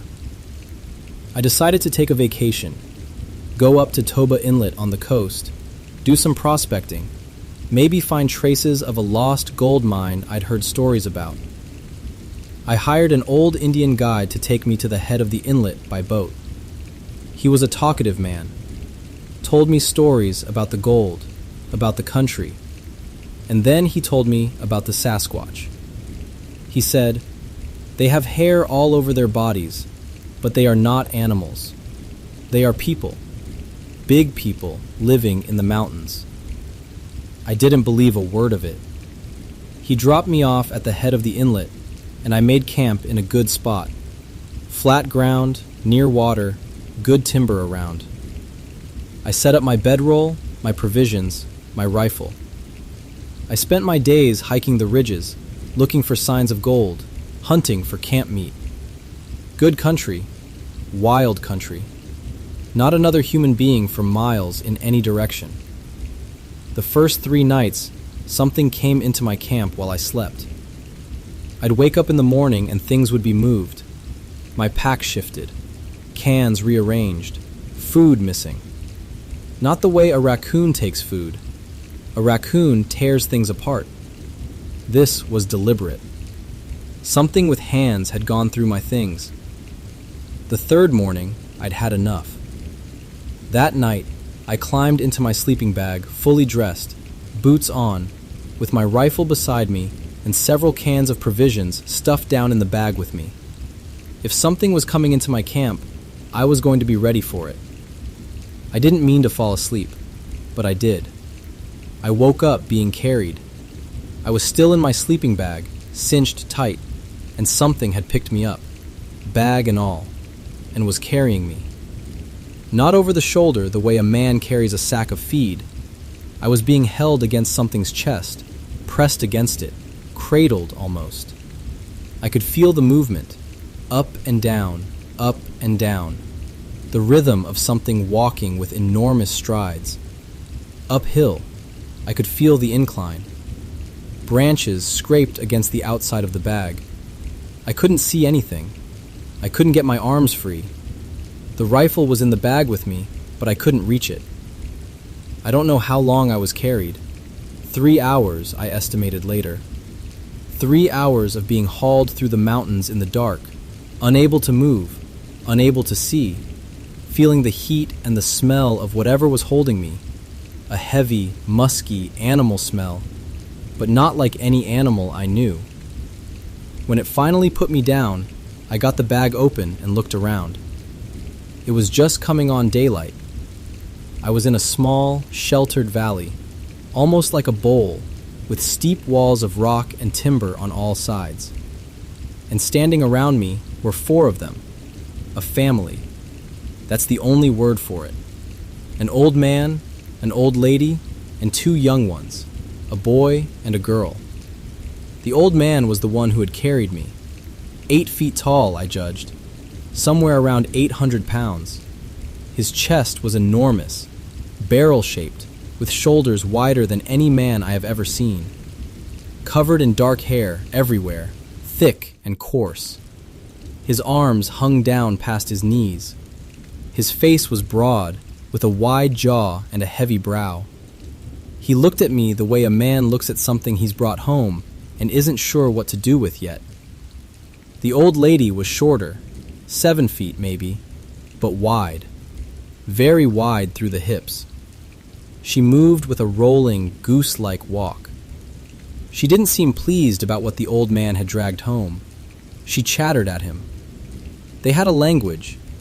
Not words the way we use words, but sounds, patterns, something with structure to it. They communicated. There was no question about that. The boy was nearly full grown. 7 feet, maybe 300 pounds. Curious. He would come close to me and then back away. The girl kept her distance.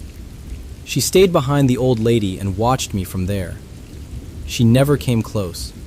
Not once in 6 days. They were covered in hair. All of them.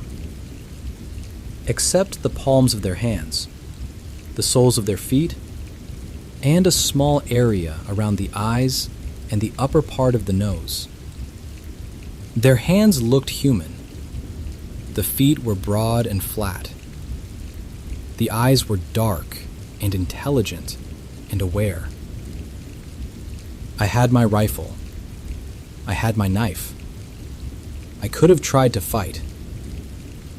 But they didn't hurt me. Not once in 6 days did any of them make an aggressive move toward me. The old man watched me constantly, and I understood very quickly that I was not going to be allowed to leave. But I was not harmed. The old lady gathered food. She would disappear into the trees and come back with armfuls of grass and roots and spruce tips and hemlock branches and some kind of nut that grows underground, sweet tasting. She washed the roots in a small spring nearby and stacked them in piles. I never saw any of them eat meat. I never saw them cook anything. They ate raw, and they ate constantly. They slept under blankets. I need you to understand that. They had made blankets out of cedar bark strips, woven together, and they slept under them at night. These were not mindless animals. They made things. I ate my canned provisions, and I watched them, and I waited. I needed a plan. The old man was curious about my things. He would pick up my cans and shake them, smell them, turn them over in his hands. On the 4th or 5th day, he found my snuff box. He picked it up, pried it open, looked inside, and before I could stop him, he tipped the entire contents into his mouth and swallowed it. The reaction was immediate. His eyes went wide. He started to gag.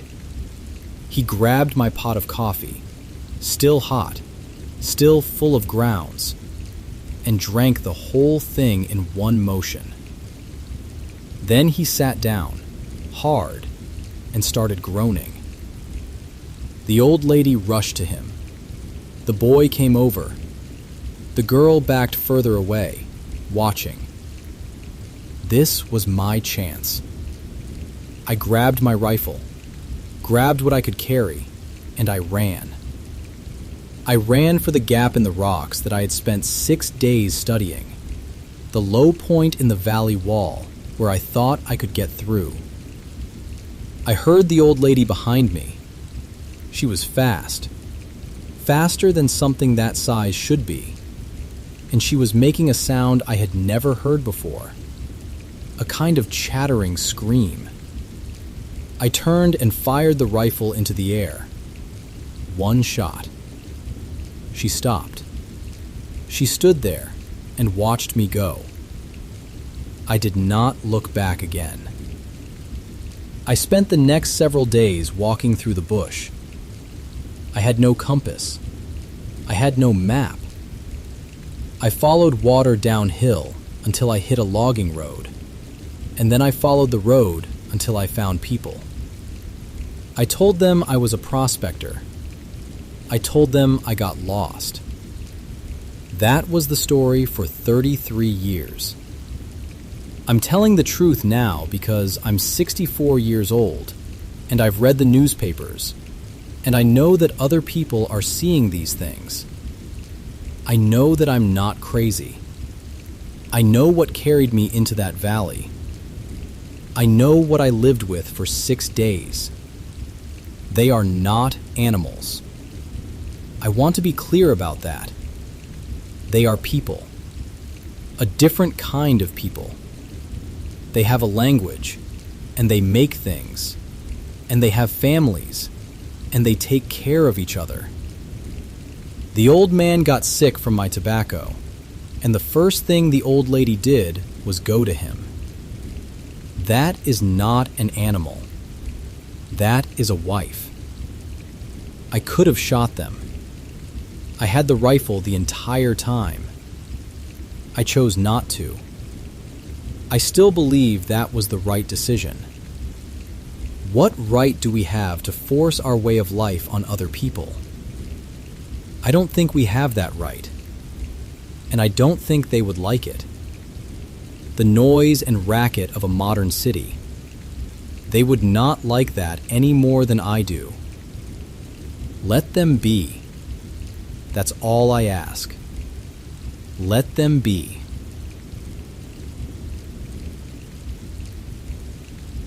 Every night, I made sure my flashlight had fresh batteries before I headed out for my rounds. There's something reassuring about a solid beam piercing the murky dark of the Pine Barrens. The place got real quiet most nights, but the wind rustled the leaves, especially since it was late October. My breath hovered in the cool night air as I walked through the abandoned industrial park. Folks thought it was eerie, but to me, it was just another dead spot in Jersey.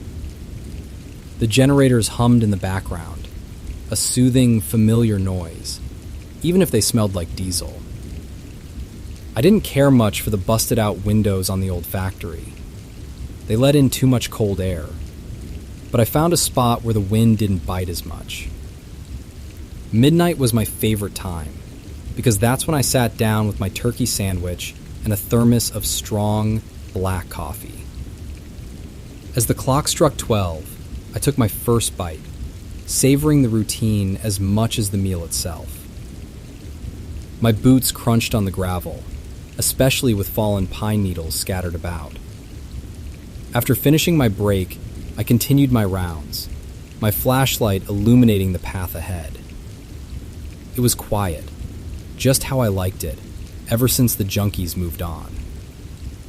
Then I noticed a shape move out by the far chain link fence. Maybe it was a large dog or something like that. There'd been rumors of them, wandering through the barrens. Sometimes I heard a distant howl, but it was never more than that. I shrugged it off and continued, the beams from my flashlight sure. But then I heard it. A deep growl, like a low rumble from the depths of somewhere I couldn't place.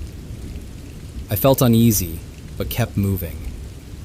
It was only a dog, I told myself, or maybe some other animal, confused and lost. The wind picked up, sending a scattering of leaves across the park. Then it all went silent. A high-pitched scream darted through the night, stopping me in my tracks. Nothing about it was right. It echoed through the park, bouncing off the rusted steel and concrete walls. I turned towards the sound, pulse racing, and that's when I saw it. In the doorway of the old factory stood a large figure with eyes glowing in the darkness. The flashlight beam faltered as my hands started shaking. I reached for my radio, pressing the button for backup. Static. Just static. That's the worst part about this job. The radio's always cut out around here. I kept trying, squeezing the transmitter, but all I got was more crackling white noise. The creature hadn't moved. Its eyes were still fixed on me. Then it inched closer, and in the dim light, I saw limbs covered in sharp claws emerging from the shadows. I felt a chill, and my breath came in sharp, shallow bursts. There was an unnatural quiet covering the park now. No rustling leaves, no hum of the generators. Just silence, broken by the crunch of gravel underfoot as I took a slow step back, my flashlight beam flickering in my unsteady grip. I stood there, unable to move, as the gravel crunched one last time.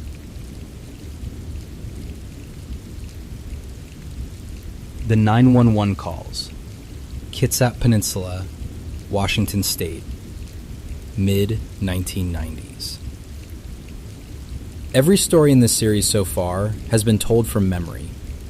Days later, weeks later, years later. Someone's sitting down and putting words to something that happened in the past. This one is different. A man, in his house, on the phone with 911, watching something stand in his yard and look at him through the window. The BFRO archive still has the actual call. What you're hearing now is context and transcript. If you can, listen to his real voice on the BFRO site later. It matters. Sometime in the mid-1990s, a man living on the Kitsap Peninsula in Washington State made 2 phone calls to 911. The calls were recorded, as all 911 calls are. The recordings survived. The BFRO obtained them. And they are, in the opinion of many researchers, among the most compelling pieces of Bigfoot evidence ever captured. Not because they show anything, but because they let you hear a human being trying to describe something he doesn't have words for, to a dispatcher who has no framework for what he's reporting. Here's what happened. The first call. The man had 3 dogs, 2 younger, aggressive dogs, and 1 older German Shepherd. The Shepherd was a calm dog, settled, past its prime, the kind of dog that sleeps by the door and doesn't chase things anymore. The younger dogs were the opposite. Territorial, reactive, the kind of dogs that would go after anything that came near the property. One night, something came near the property. The younger dogs would not leave the man's side. That needs to sink in. 2 aggressive, territorial dogs. Animals whose entire behavioral programming is to confront intruders, refused to go outside. They pressed themselves against their owner and would not move. They knew something was out there, and whatever it was, their instinct said, "Do not engage." The old shepherd didn't get the message. Or maybe it did, and ignored it. The shepherd sensed the presence and went outside. It went after whatever was in the yard. The man heard his dog squeal, not bark, squeal. A high, sharp sound of pain that lasted less than a second. Then he heard a heavy thump, and then he saw his dog. His German Shepherd was sailing through the air, over the fence. The dog traveled approximately 35 feet from the point where it was grabbed to the point where it landed on the other side of the fence. The dog was dead. Not from the landing. It had been killed before it was thrown. Something had grabbed the shepherd, killed it, and then thrown the body over a tall fence the way you'd throw a ball. The man called 911. He reported an intruder, a disturbance. Something had killed his dog. He didn't say what he thought it was because he knew that if he said the word, the police wouldn't come. He needed them to come. So he said what he had to say. The second call. 3 weeks later. Same house, same yard, same man. He had a motion sensor security light installed on the exterior of his house. Sometime during the night, the light triggered. Something had entered the detection zone. The yard, the area between the house and the fence where his dog had been killed 3 weeks earlier. The man looked outside. In the light from the motion sensor, he could see a figure standing in his yard. He called 911 again. On the recording, the dispatcher hears a man trying very hard to sound calm and failing. His voice is tight, controlled, but underneath the control, you can hear it. The frequency of real fear, the kind that tightens your throat and makes your words come out shorter than you intend. He told the operator there was someone in his yard. A large person. Very large. That son of a bitch is about 6'9", he said. Then he corrected himself. I don't know. The operator asked if he could see the figure. Yes, I'm looking right at him. She asked if the figure was in his yard. Yeah, God, he's big. She asked what the figure was doing. He's looking at me. There was a pause. The operator, trained to categorize, trained to dispatch the right response to the right situation, asked the question her protocol required. Okay, but it is a person? And here, right here, is the moment that makes this recording unlike anything else in the Bigfoot canon. You can hear the man's brain short-circuit. He has to answer. He has to say something. If he says, no, it's not a person, the operator will ask what it is, and he will have to say a word that will make her think he's drunk or crazy or both, and the police won't come. If he says, yes, it's a person, he'll be lying, and he knows he'll be lying, because what he's looking at through his window is not a person. Yeah, he said. I'd say it was a person, or somebody really big, but he's all in black. The operator pressed. Is he a black male or a white male? Did you actually see, or was he just wearing black? He's all black, and he's big. He is big. All black. Not wearing black clothing. Not a black man in dark clothes. All black. The way an animal covered in dark hair from head to foot is all black when lit by a motion sensor at night. The man was describing what he saw in the only vocabulary the operator would accept. The vocabulary of a prowler, a trespasser, a human intruder, while knowing in every cell of his body that what he was looking at was none of those things. He's looking at me. That's the last significant line before the call winds down. The police were dispatched.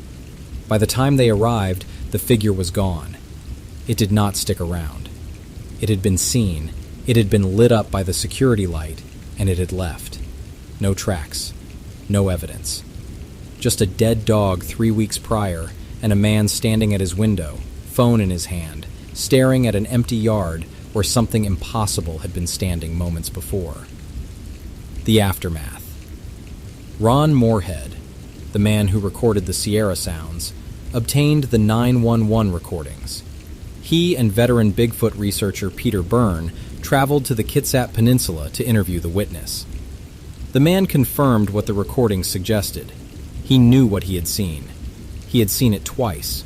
Once through its actions, the dead dog, the impossible throw, and once through his own eyes, the figure in the yard, lit by the security light, looking at him through the window. He wanted nothing to do with the Bigfoot community. He did not want to be interviewed on television. He did not want his name published. He did not want researchers coming to his property. When Moorhead asked if they could examine the shepherd's body for evidence of what had killed it, the man refused. He just wanted it to stop. He had called 911 because that's what you do when something is in your yard. He had described it as a prowler because that's the only word that would bring help. And when the help arrived and found nothing, and the yard was empty, and the security light was shining on bare grass, he was left alone with the knowledge that something had come to his property twice, killed his dog, looked at him through a window, and could come back whenever it wanted. He didn't want to be part of a legend. He wanted to feel safe in his own house. Listen to that call when you can. Headphones, eyes closed. Listen to the man's voice. Not the words, the voice. The timbre of it. The way it tightens and loosens. The way he says, "God, he's big." Not with wonder, not with excitement, but with the flat, exhausted realization of a man who is seeing something he cannot unsee. And listen to the operator. She's doing her job. She's asking the right questions. She's trying to fit what he's telling her into a box that her system can process. Male or female, black or white, armed or unarmed. And the answers don't fit. They can't fit. Because the thing standing in his yard under the security light isn't in any box she has. Is he a person? I'd say it was a person, or somebody really big. That pause, that or. That's the sound of a man standing at the edge of what language can do, looking at something language wasn't built to describe, and choosing the closest word he can find that won't get him committed. The call is real. The dog is real. The fence is real. The 35 feet the body traveled through the air, that's real. And somewhere on the Kitsap Peninsula, a man who made 2 911 calls in the 1990s was still alive until recently, or may still be alive, and he still doesn't want to talk about it. Some encounters end with wonder. Some end with understanding. Some end with a man and a dead dog and a phone call to a dispatcher who asked, "Is he a person?" and never got a straight answer. Because the straight answer was no, and the straight answer would have meant the police didn't come. And when something that big is standing in your yard looking at you, you need the police to come. Even if they can't do anything when they get there, you need someone else to know. That's what a 911 call is. It's not only a request for help, it's a request for a witness. He needed someone else to know.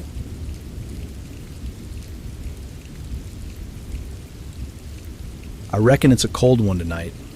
The kind where the chill bites right through your jacket and makes you wish you'd layered up more. The coffee's still hot in my thermos, though, and good thing, too, because these night shifts ain't getting any warmer. Can't complain too much, I guess, since the railway is like a second home out here in Iron County. Quiet and predictable, just how I like it. So, I took another sip of that strong black brew and savored the warmth as it spread through me, warding off the November night air. The trees around me stood solemn and bare, their branches like wiry fingers reaching up towards a stubbornly overcast sky. There wasn't a hint of a breeze, making the forest feel as though it were holding its breath. I trudged alongside the rails, listening to the crunch of gravel underfoot and thinking about how far the sound of a train whistle carries in the stillness out here, echoing through the woods. Out of the corner of my eye, I caught sight of movement. A hulking figure slinked along the edge of the tracks. I paused and squinted through the gloom, figuring it was a stray dog. Been known to happen out in this neck of the woods, where folks let their animals roam a bit. It was massive, though. Bigger than most dogs I'd seen around here. Probably a trick of the lighting, I thought. I kept on walking, scolding myself for letting my imagination get the best of me. But then, that shadow glided with a fluidity that stirred an uneasy feeling in my gut. It didn't make sense, but I brushed it off as the dim lighting playing tricks on my tired eyes. After all, I'd been out here for hours, and fatigue can do funny things to a man's mind. Just ahead, that shadow darted across the tracks with an eerie grace, like a wisp of smoke being pulled along by the wind. My feet faltered. That wasn't any dog. A shiver took hold of me, a chill no thermos could warm away. The creature stepped into the meager light, and its eyes caught the glow, bright and calculating. Sharp teeth gleamed like shards of glass in its maw, and the very earth seemed to groan under its weight as railroad ties creaked in protest. Instinct kicked in, and I tightened my grip around the thermos, holding it like it might be of some comfort or use. I began to edge backward, each step deliberate not to provoke whatever it was that stood before me. I hoped it wouldn't notice, that it might just move along, leaving me none the worse for wear. But loose gravel had other ideas, and my boot twisted awkwardly, sending me sprawling. The thermos flew from my grasp and clanged against the steel rail with a sound that seemed to echo for miles. I lay there for a moment, heart pounding loud enough in my ears that it nearly drowned out everything else. In the stillness that followed, the creature's eyes snapped onto the source of the noise. They glowed more fiercely now, as if ignited by the clamor, and some primal instinct told me to stay as still as the grave. My breath hitched, and the seconds seemed to crumble away, each one slower than the last. As I lay there, the distant whistle of a train carried through the night air, a lonely wail that seemed to answer the tension around me.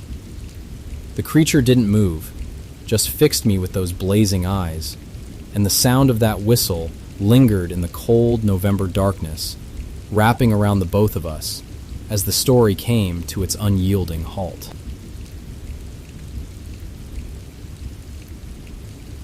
Two of them. Rural Washington State. Early 1970s. I grew up on a farm in Washington State. Rural. The kind of place where the nearest neighbor was far enough away that you couldn't see their lights from the house. We had livestock. Chickens, a few head of cattle, the usual. The property backed up to heavy forest. Douglas fir, big leaf maple, underbrush so thick in places you couldn't see 10 feet into it. I was 15 years old. I'd been hunting with my father since I was old enough to hold a rifle. I knew the woods around our property the way most kids know their own backyard, because it was my backyard. I knew what a bear looked like. I knew what a cougar sounded like. I knew the difference between a raccoon knocking over a trash can and something bigger moving through the brush. I was a farm kid. I was not afraid of the dark. Something had been bothering the property at night. We'd been finding signs in the mornings. Feed disturbed, animals agitated, things moved that shouldn't have been moved. My father thought it was raccoons, maybe a skunk. I thought it might be a stray dog or a coyote. Either way, whatever it was needed to be dealt with, because on a farm, a predator that finds your livestock once will come back until you stop it. One evening, I don't remember the exact date, but it was late spring or early summer. I heard something in the tree line at the edge of the property. Rustling. Heavy. Not the quick scrabble of a raccoon. Something with weight, moving through the brush with a deliberateness that didn't sound like an animal passing through. It sounded like an animal that had arrived. My father had always told me, if you hear something in the trees that might have rabies, a raccoon, a skunk, a stray, you take a rifle and you deal with it. That's farm life. That's how it works. So I grabbed one of my .22 rifles and a couple of rounds and went out. My dog came with me. He was a good-sized dog, not a lap dog, not a house pet. A farm dog, the kind that chases things and brings them back and isn't afraid of much. He'd treed raccoons. He'd run off stray dogs twice his size. He was fearless. He ran ahead of me toward the tree line the way he always did. Full speed, ears up, body low, ready to flush whatever was hiding in the brush. He was maybe 20 feet ahead of me when he reached the edge of the trees, and he stopped. Not slowed down, stopped, dead in his tracks, rigid, every muscle locked, staring into the darkness between the fir trees with an intensity I had never seen in him. His tail was down. His ears were flat. He stood there for maybe 2 seconds, just long enough for me to register that something was wrong. And then he turned, and he ran. Not toward me, past me, back to the house. He didn't stop until he reached the porch, and when I looked back, he was sitting there pressed against the door, shaking. Not panting, shaking. I should have followed him. The dog knew. The dog had better instincts than I did, and his instincts said run. But I was 15, and 15-year-olds don't run from things they can't see, especially not when they're holding a rifle. I pushed through the low-hanging fir branches at the edge of the tree line. The branches scraped against my arms and my face, and then I was through, and I was standing in a small clearing under a very large maple tree. What I saw was 15 feet in front of me. I'm not going to exaggerate. I'm not going to embellish. I've told this story for 50 years, and I've never changed the details, so here they are. It was at least 8 feet tall. I grew up on a farm, estimating the weight and size of livestock was something I did every day, and based on its build and proportions, I estimated its weight at around 800 pounds. It was built generally like a man, 2 arms, 2 legs, upright, bipedal, but different. The proportions were wrong. The shoulders were too wide. The arms were too long. The torso was too thick, too dense, more like a barrel than a chest. It was covered in dark hair, not fur like a bear's, but hair, coarse and heavy, covering everything. It was standing in the clearing under the maple tree, maybe 15 feet from where I'd come through the fir branches. It was looking at me. In that moment, in the milliseconds between seeing it and reacting, so much went through my mind. The first thought was, what in the hell is that? The second thought was, that must be what made the tracks. Because we had found tracks before, in the snow the previous winter. Big tracks, 5-toed. We didn't know what made them.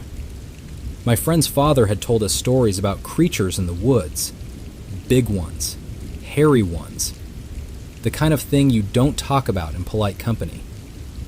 We'd laughed about it. We were kids. Kids laugh about things that scare them. I wasn't laughing now. The third thought was, is it going to attack me? I was holding a .22 rifle. A .22 is fine for raccoons and squirrels and maybe a coyote if you're lucky. Against something 8 feet tall and 800 pounds, a .22 is a noisemaker. It is not a weapon. I might as well have been holding a stick. I decided that if I fired into the air, the noise might scare it, might make it run. I raised the rifle and fired once, straight up. The shot cracked through the clearing and echoed off the trees. The creature did not flinch. It did not move. It stood there and looked at me with an expression that I have spent 50 years trying to describe and have never found the right words for. It wasn't angry. It wasn't afraid. It wasn't curious exactly. It was something else. Something that felt like recognition. Like it knew what I was, and it had already decided that I was not a threat. That the rifle in my hands was irrelevant. That I was irrelevant.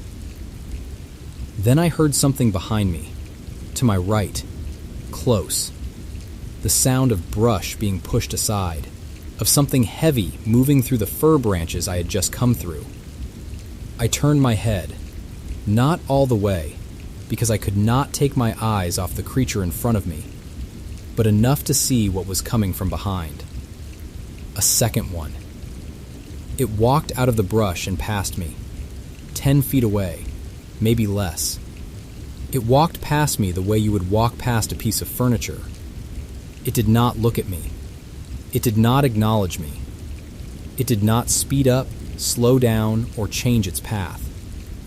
It walked past me, close enough that I could have reached out and touched it, and it went to the first creature and stood beside it. The second one was smaller, about a head shorter, a couple of 100 pounds lighter, but otherwise the same. Same build, same proportions, same dark hair. Standing next to the first one, shoulder to shoulder, both of them looking at me now. Two of them, 15 feet in front of me. One of them had just walked past me within arm's reach and hadn't even glanced in my direction.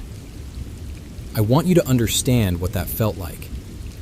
Not the fear, although the fear was total.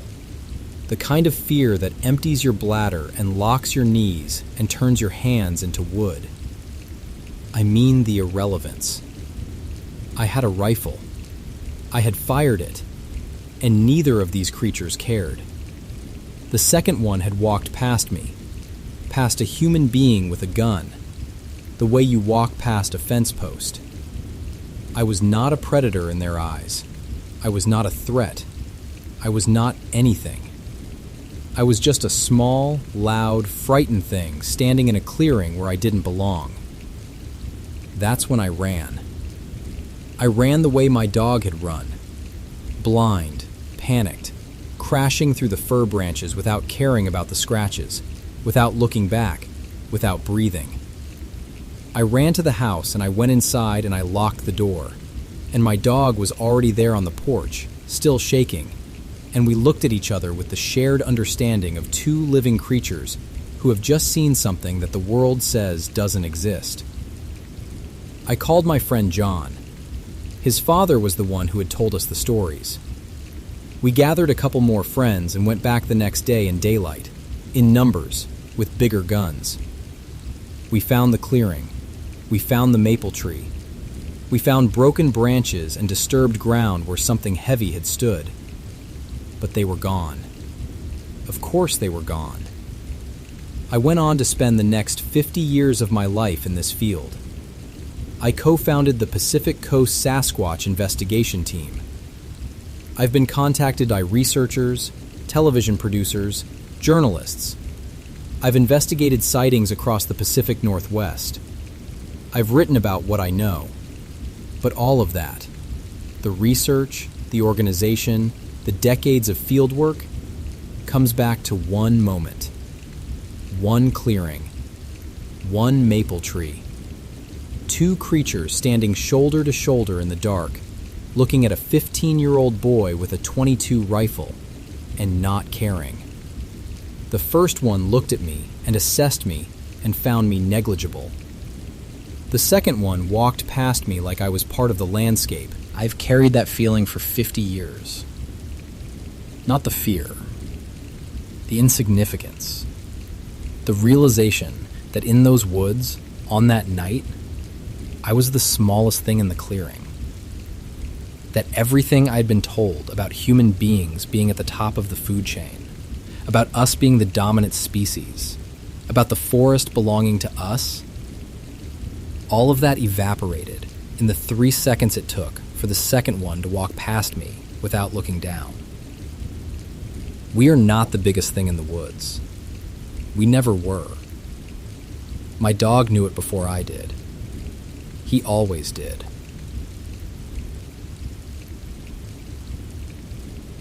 Been sitting here on my metal folding chair, sipping on this black coffee from my old thermos, trying to keep my eyes open in the dead of night. This place could drive a lesser man crazy with the quiet, save for the sound of the wind weaving through the trees and the occasional hoot of an owl.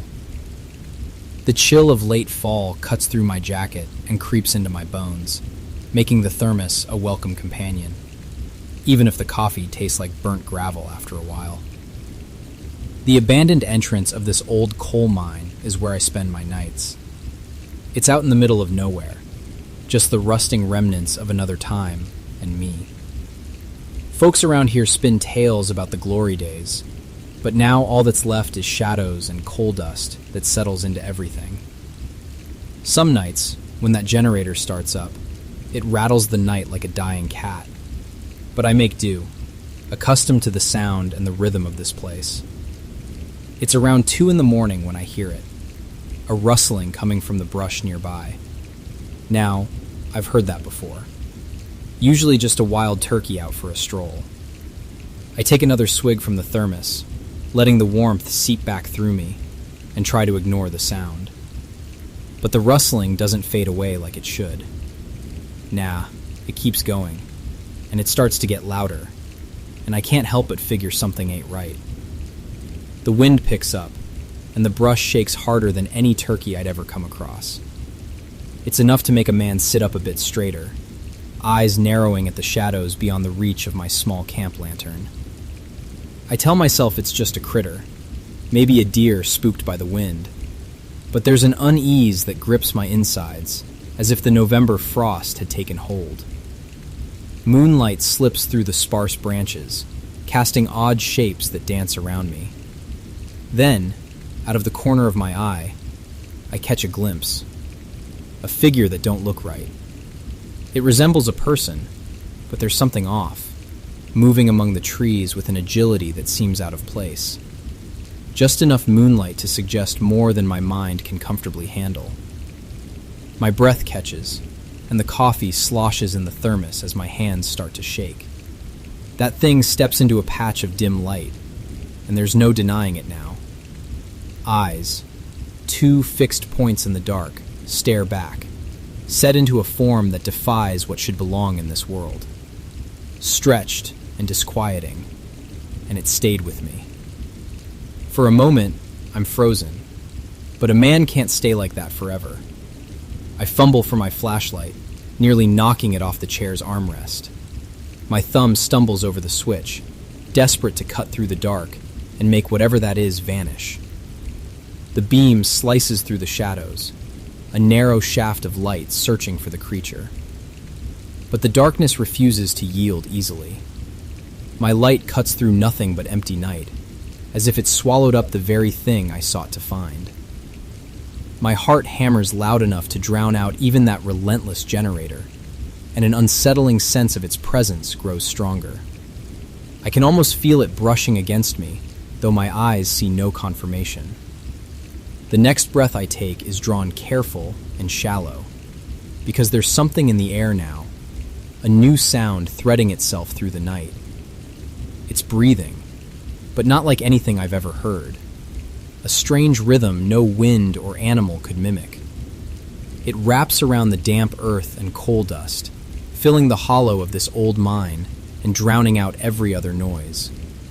And that's where I end up, sitting there with a flashlight making the shadows press in harder, a thermos of coffee gone cold in the November air, and the lingering presence of something breathing that has no place being there.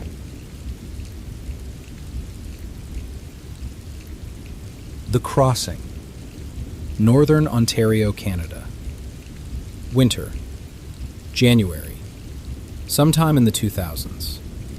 I run a trap line in Northern Ontario. I'm not going to say where exactly. I don't want people up there looking for what I found. It's north of Highway 11. That's all I'll give you. If you know Ontario, you know that north of 11 is the beginning of the end of the world. The boreal forest starts. Black spruce, jack pine, tamarack, muskeg, and it doesn't stop until the tundra. There are lakes up there that don't have names. Rivers that don't appear on maps. You can walk north from my trap line for 600 miles and never cross a road. I've been trapping since I was 17. Marten, fisher, lynx, beaver. I run about 40 miles of line through the bush, and I check it every 3 or 4 days, depending on weather. In winter, that means snowshoes or snowmobile, depending on the depth. I'm alone most of the time. I have a cabin. Small, wood stove, no electricity, no phone.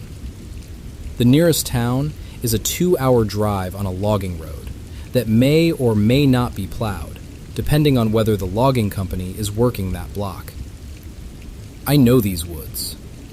I know every animal in them by its track, its scat, its kill, and its behavior. I can tell you from 50 yards whether a track in the snow belongs to a wolf, a lynx, a moose, or a wolverine. I can age a track by its edges. Sharp means fresh. Soft means old. Wind-filled means yesterday. This is not a hobby for me. This is how I make my living. If I can't read the bush, I don't eat. In January, I found tracks I couldn't read. I was on the eastern section of my line, about 8 miles from the cabin. Fresh snow the night before, maybe 4 inches on top of the existing pack, which was already 3 feet deep. Clean, unbroken surface. A blank page. Everything that had moved since the snow stopped would be written in it. I came across the tracks in a stand of spruce near a small lake. They came out of the heavy timber to the north, crossed a ridge, and headed down toward the lakeshore. My first thought was moose. The spacing was wide. The impressions were deep. The stride suggested something large. But moose tracks are distinctive. Two-toed, oval, with a drag mark between steps when the snow is deep, because moose don't lift their feet clear of the surface. These tracks were not moose tracks. They were feet. Human-shaped feet. Bare. In 4 inches of fresh snow over 3 feet of pack, in January, in northern Ontario, where the overnight temperature had been minus 22 Celsius. I stopped the snowmobile and got off. I knelt beside the nearest track.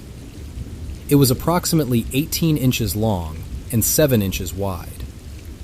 5 toes, clearly visible in the fresh snow. The impression went deep, through the new snow and well into the pack underneath. I could see the compression at the edges, the way the snow had been crushed rather than merely displaced. Whatever made this track was heavy, much heavier than me, and I'm 210 pounds in winter gear. I looked at the stride. The distance between tracks was roughly 4.5 feet. A long stride, longer than mine, and I'm 6'1". But the tracks were in a straight line, 1 foot directly in front of the other, the way a person walks on a balance beam. Inline tracking. Wolves do this. Sasquatch researchers say their subject does this too. I didn't know that at the time. I just knew it wasn't the way a human walks. The tracks were fresh. The edges were sharp. The detail in the toes was crisp, and the new snow inside the impressions was minimal. These tracks had been made after the snowfall stopped, which meant they were less than 6 hours old. Whatever had walked through here had done so sometime between midnight and dawn. Barefoot. In minus 22. I followed the tracks to the lake. The lake was frozen. Of course it was. Everything is frozen up here by November and doesn't thaw until April. The ice was thick. The snow cover on the surface was wind-packed and firm. The tracks went down the bank, across the shoreline rocks, and out onto the ice. I stopped at the shore. I looked across the lake. The lake is maybe 600 meters wide at that point. Not a big lake. There are lakes up here you can't see across. This one I could. The far shore was visible. A dark line of spruce against white snow, low hills behind it, gray sky above. And on the ice, moving from left to right across my field of view, maybe 300 meters out, was a figure. Dark, upright, walking. Against the white of the snow-covered ice, it was unmistakable. A black shape on a white surface, moving with a steady, unhurried stride, heading toward the far shore. I had binoculars on the snowmobile. I carry them for spotting game. I walked back, grabbed them, and raised them to my eyes. At 10 power magnification, 300 meters became 30. And what I saw at 30 meters was something I cannot reconcile with anything I know about the natural history of Northern Ontario. It was bipedal, walking upright on two legs with a forward lean, not hunched but inclined, the way a person leans into a headwind. The arms swung at its sides, long, reaching below the waist. It was covered in dark hair, not black, more of a dark brown or charcoal, thick enough to see the texture even at that distance through the binoculars. The hair moved with the body, catching the flat winter light. The shoulders were enormous.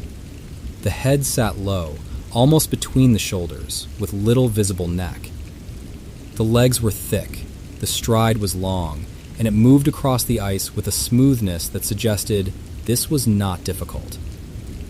300 meters of open ice in broad daylight, no cover, no hesitation. It was not in a hurry. I watched it through the binoculars for maybe 2 minutes. 2 minutes of steady, sustained observation through 10 power optics at 300 meters. That is a long time. That is long enough to study the proportions, the gait, the way the hair lay on the shoulders, the way the arms swung, the way the feet struck the ice. I memorized what I could. The professional in me, the trapper, the reader of tracks, the man who lives by observation, took over. And I watched the way I watch any animal, noting details, building a profile, trying to classify. I could not classify it. There is no animal in Northern Ontario that walks upright on two legs across a frozen lake in January. Not a bear. Bears are in their dens by November. Not a moose. Moose don't walk on two legs. Not a human. No human is that large, that dark, that covered in hair, walking barefoot across a frozen lake in -20 weather. It reached the far shore. It walked up the bank and into the spruce without breaking stride. The dark shape moved into the dark trees, and the trees absorbed it, and the lake was empty. I lowered the binoculars. I went out onto the ice. I followed the tracks.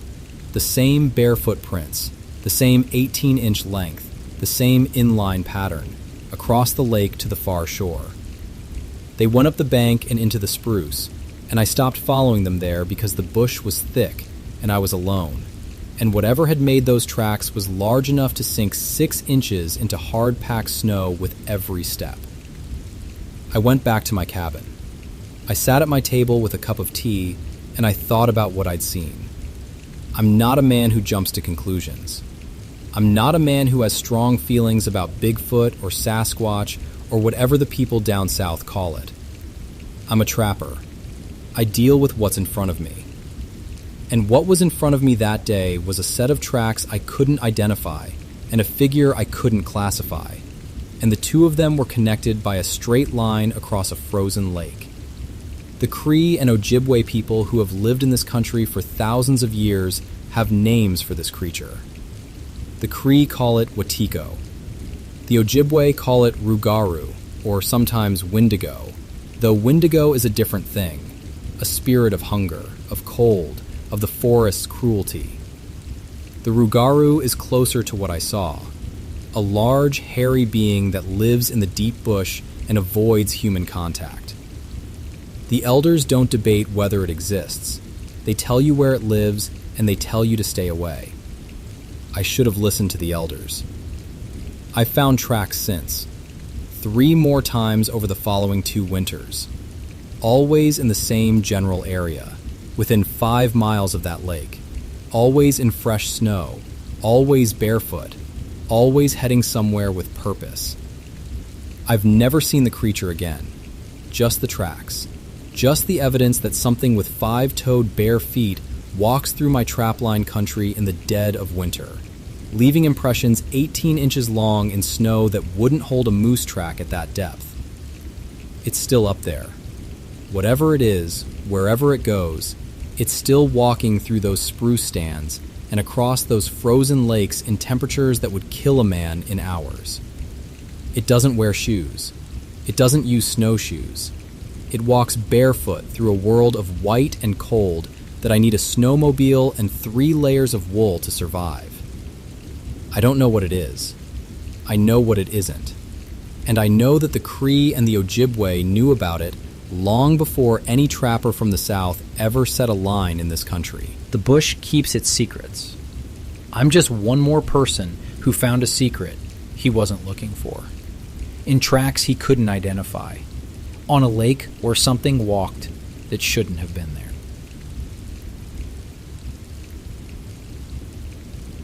I tell you, nothing beats that first sip of coffee from the thermos as the grain comes pouring in. The truck's heater hummed in a gentle rhythm, a welcome companion in the chill of late October, while old country tunes crackled over the radio. These songs have a way of grounding me, even if it feels like the same 5 are on repeat. Out here in eastern Montana, you learn to appreciate the quiet, but boy, it can get lonely. The truck rumbled to a stop near the abandoned farmstead silo, the headlights cutting through the pressing dark. I stretched a bit, feeling the cold wind nip at me as I climbed out to check up on things. Grain dust is something fierce, gets in every crack and crevice, but that's just part of the job. My boots crunched on the dry earth as I made my way toward the silo, the earth smelling rich and familiar, like the scent after a fresh rain. That's when I saw it, a large silhouette rifling through the trash left by the silo. At first, I thought it was just a stray dog, out here scavenging for a meal. I squinted, taking another sip of my coffee, watching as it moved with a strange, deliberate pace. These old country tunes keep me awake on these long nights, though I swear they play the same 5 songs over and over. Just as I was about to dismiss it as some stray looking for food, the dog stood up on 2 legs, lingering for a moment before darting into the shadows. I blinked hard, chalking it up to fatigue and the tricks it sometimes plays on the eyes. Farmers sure can be picky about moisture levels. Sometimes feels like we're splitting hairs, so sleep doesn't always come easy during harvest. The sound of muffled growls and an odd scratching resonated from inside the silo. I paused, feeling the moment catch in my throat. Maybe it was just some raccoons or a porcupine making a mess of things. But despite my disbelief, the noises wouldn't quit. I approached the silo slowly, scanning the area. Ain't nothing like the sound of the silo creaking in the night. It's an old kind of song. But tonight, something felt off. The wind carried a chill that seeped through my jacket, tugging at my resolve. That cold wind cuts right through you, makes me grateful for the truck's heater. Suddenly, near the silo door, a shadowy figure emerged, towering over and draped in matted fur. The sight of it stunned me, my heart pounding, almost drowning out even the creaking metal. Grain dust might be relentless, but whatever this was defied explanation. A wave of panic hit me. Hands unsteady, I fumbled for my phone, hoping to get enough of a signal to call for help. But with my hands trembling, it was like trying to grip a live fish. My fingers betrayed me, and the phone slipped, shattering on the hard ground beneath. I cursed under my breath. Without any way to reach out, I felt cut off. Fort Peck's just a stone's throw away, but I hardly get there because the silos keep me plenty busy. Now, though, that distance seemed unreachable. The truck's headlights flickered, casting odd shadows that danced and blurred under the vast, open sky. For just a second, in that pale light, I caught sight of eyes reflecting the light before they vanished, leaving nothing but the restless hum of the truck and the specter of the old country tune whispering on the wind.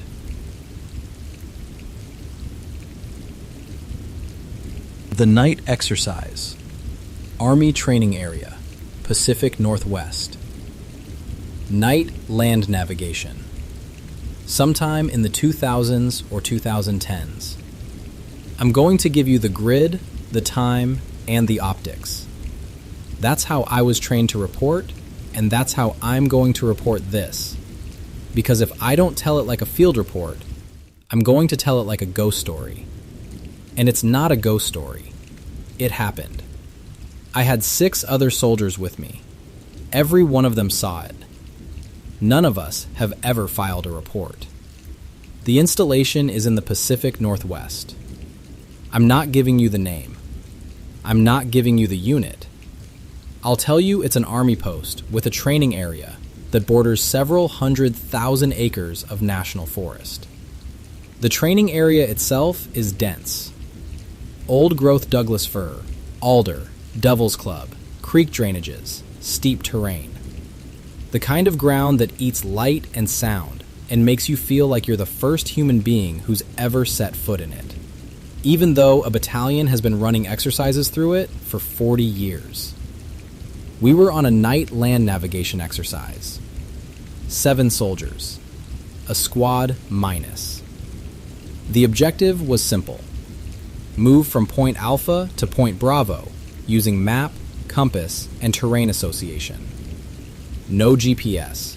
No white light. Night vision goggles. PVS-14s. Monocular.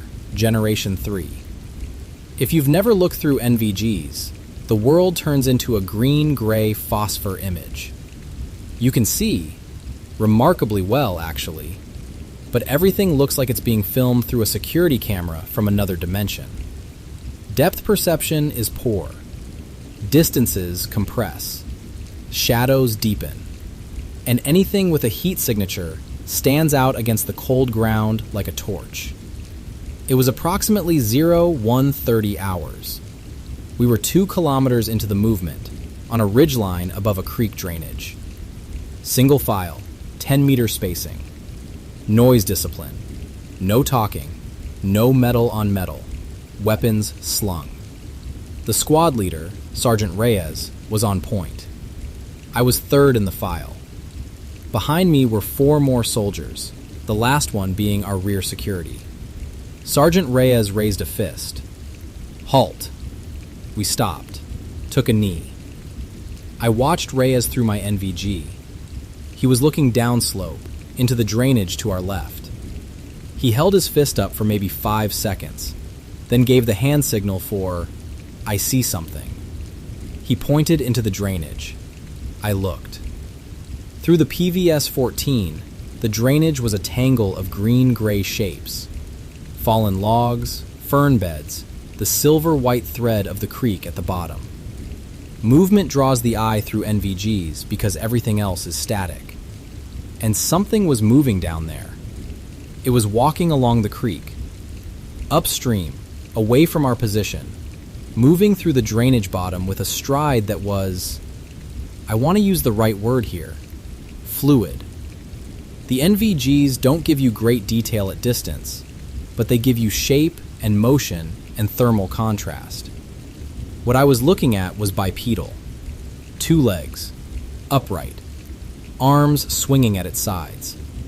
It was moving through terrain that would have taken my squad 15 minutes to navigate in about 30 seconds of steady walking. It wasn't thrashing through the brush the way we would have. It was threading through it, moving between the obstacles rather than over them. It was large. The trees in that drainage are 60, 70 feet tall. I used them as reference. Whatever was walking the creek bed was well above the fern line, which put it at a minimum of 7 feet. The shoulders were disproportionately wide. The arms were disproportionately long. Through the NVGs, the thermal contrast was clear. It was warm-blooded, putting off enough body heat to glow against the cold ground and the cold water of the creek. Reyes turned and looked at me. Through the green phosphor of his NVG, I could see his expression. I'd served with Reyes for 2 years. He'd done a tour in Afghanistan. He'd been in firefights. He didn't rattle. He was rattled. He gave the hand signal for hold position. and then a signal that isn't in any manual. He tapped his NVG and pointed at the drainage and shrugged. The universal language of, "I don't know what that is." We watched it for approximately 90 seconds. 90 seconds of a squad of infantrymen lying on a ridgeline, looking through military-grade night vision at something walking a creek drainage that wasn't a bear, wasn't a human, wasn't an elk, wasn't anything in the threat briefing we'd received before the exercise. It moved upstream and out of sight around a bend in the drainage. The squad held position for another 5 minutes. Reyes was on the radio to the Tactical Operations Center, keying the handset, and I could hear him speaking low, too low for me to catch the words. Then he got off the radio and gave the hand signal for move out. We continued the nav exercise. We reached Point Bravo. We patrolled back to the fob. Nobody said anything during the movement. Not a word. Noise discipline held because nobody wanted to make noise. Not because of the exercise, but because of what was in the drainage and might still be nearby. At the fob, we staged our gear and Reyes went to report to First Sergeant Morrison. I don't know exactly what Reyes said.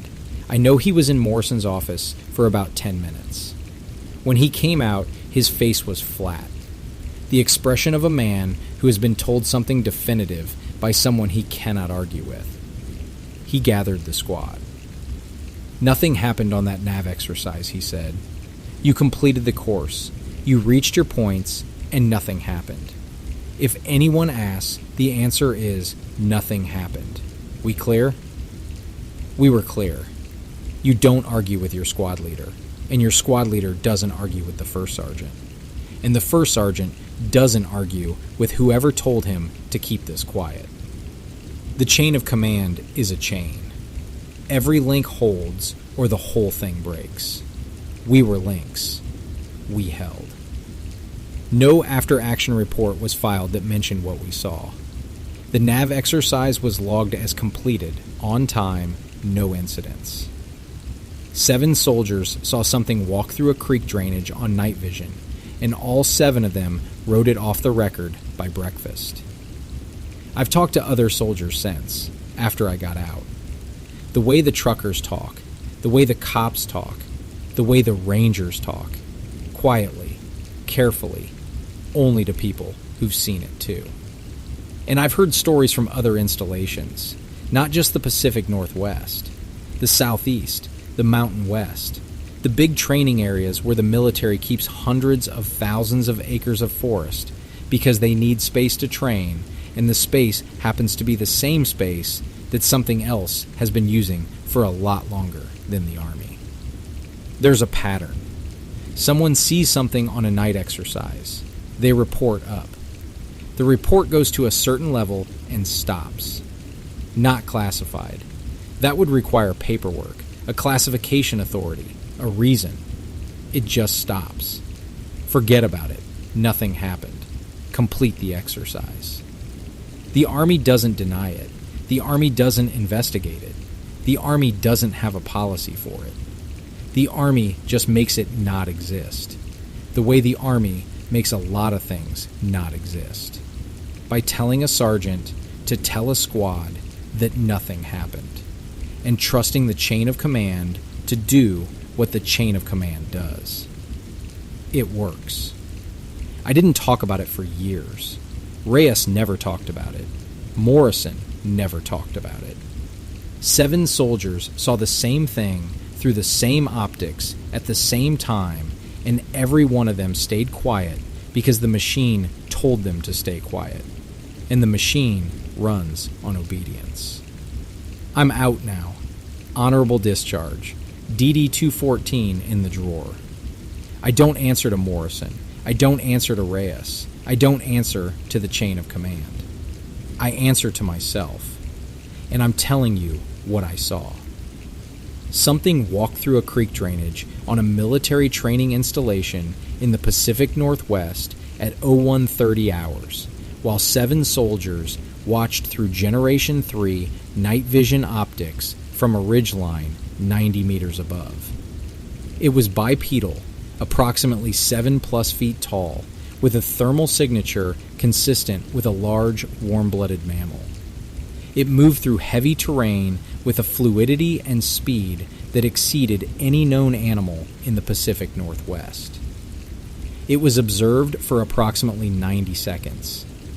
It was not reported. It was not investigated.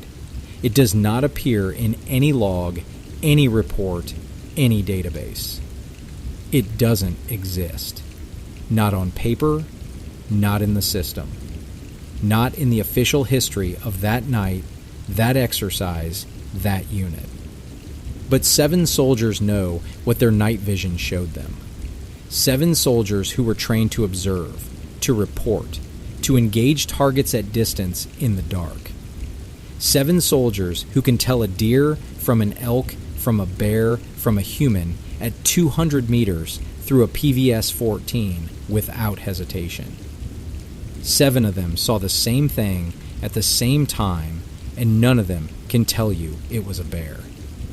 It wasn't a bear. Bears don't walk upright through creek drainages for 90 seconds.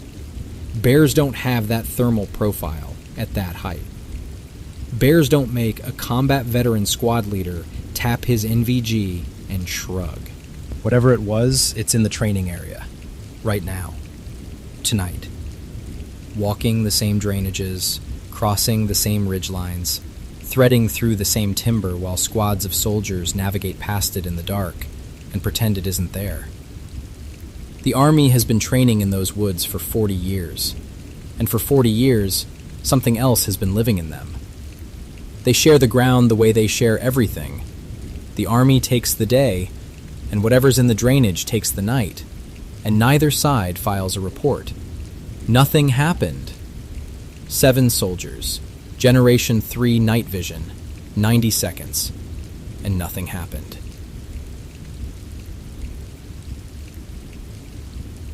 Well, it was one of those nights that just seemed to stretch out forever. And I had a double load to haul, since Jim decided to call in sick. Again.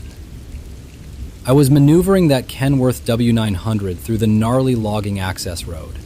Nothing but rough terrain and twists deep in the woods. You get used to those bumps after a while, though they shake you to your bones. The air in early September up here kissed my skin with a cold bite, but it was as clear-headed as a cup of strong coffee. Moosehead Lake loomed on my left, a silent companion under the dim starlight, vast and peaceful, reminding me there was something bigger out there than my rumbling truck. The engine hummed its low song, and the scent of pine seemed to seep into my very bones, like wearing the forest itself. At this ungodly hour of 3 a.m, solitude hung heavy, interrupted only by the occasional screech of brakes. With this kind of weight on board, you had to be all kinds of careful. My breath formed little clouds, visible even in the dim glow of the dashboard lights. It was just me, my thoughts, and the road stretching endlessly onward. Not for the first time, I was on the lookout for stray dogs. I'd seen plenty from nearby farms, but that night, one silhouette caught my eye. Just a large shadow off to the side. I first dismissed it as one of those farm dogs that's wandered too far. Didn't think too much of it, honestly. But then, as time dragged on and the miles ticked by, I noticed something off in the rearview mirror. That big old shadow was still there, trailing as if it were fixated on the truck. Now, I considered it might just be the reflection playing tricks, but no. It stayed there a good while, longer than any curious animal would. Then, a piercing fear cut through the layers of flannel and denim. The eyes on that thing. They caught a little moonlight and shone back at me like a couple of headlights. No animal I'd ever seen had eyes like that, glowing something fierce in the pitch black. I couldn't tear my gaze away. Stiff fingers wrapped tight around the steering wheel. I think I might have slowed a bit, because next thing I knew, the creature was right there in front of the Kenworth. It wasn't like any four-legged creature. The muscles were all wrong, and it moved with an unsettling, strange gait. It was too close for my liking, too close by half. Well, I did what any sane truck driver would do.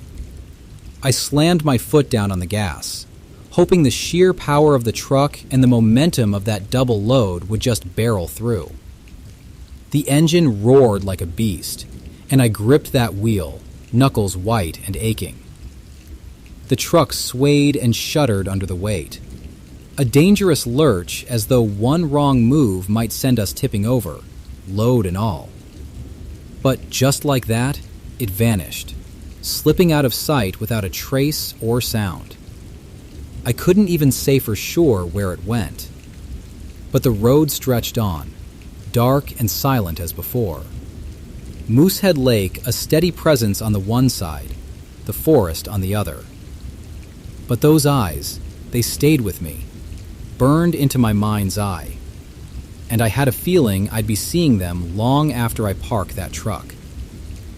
Just me, the night, and the quiet road ahead.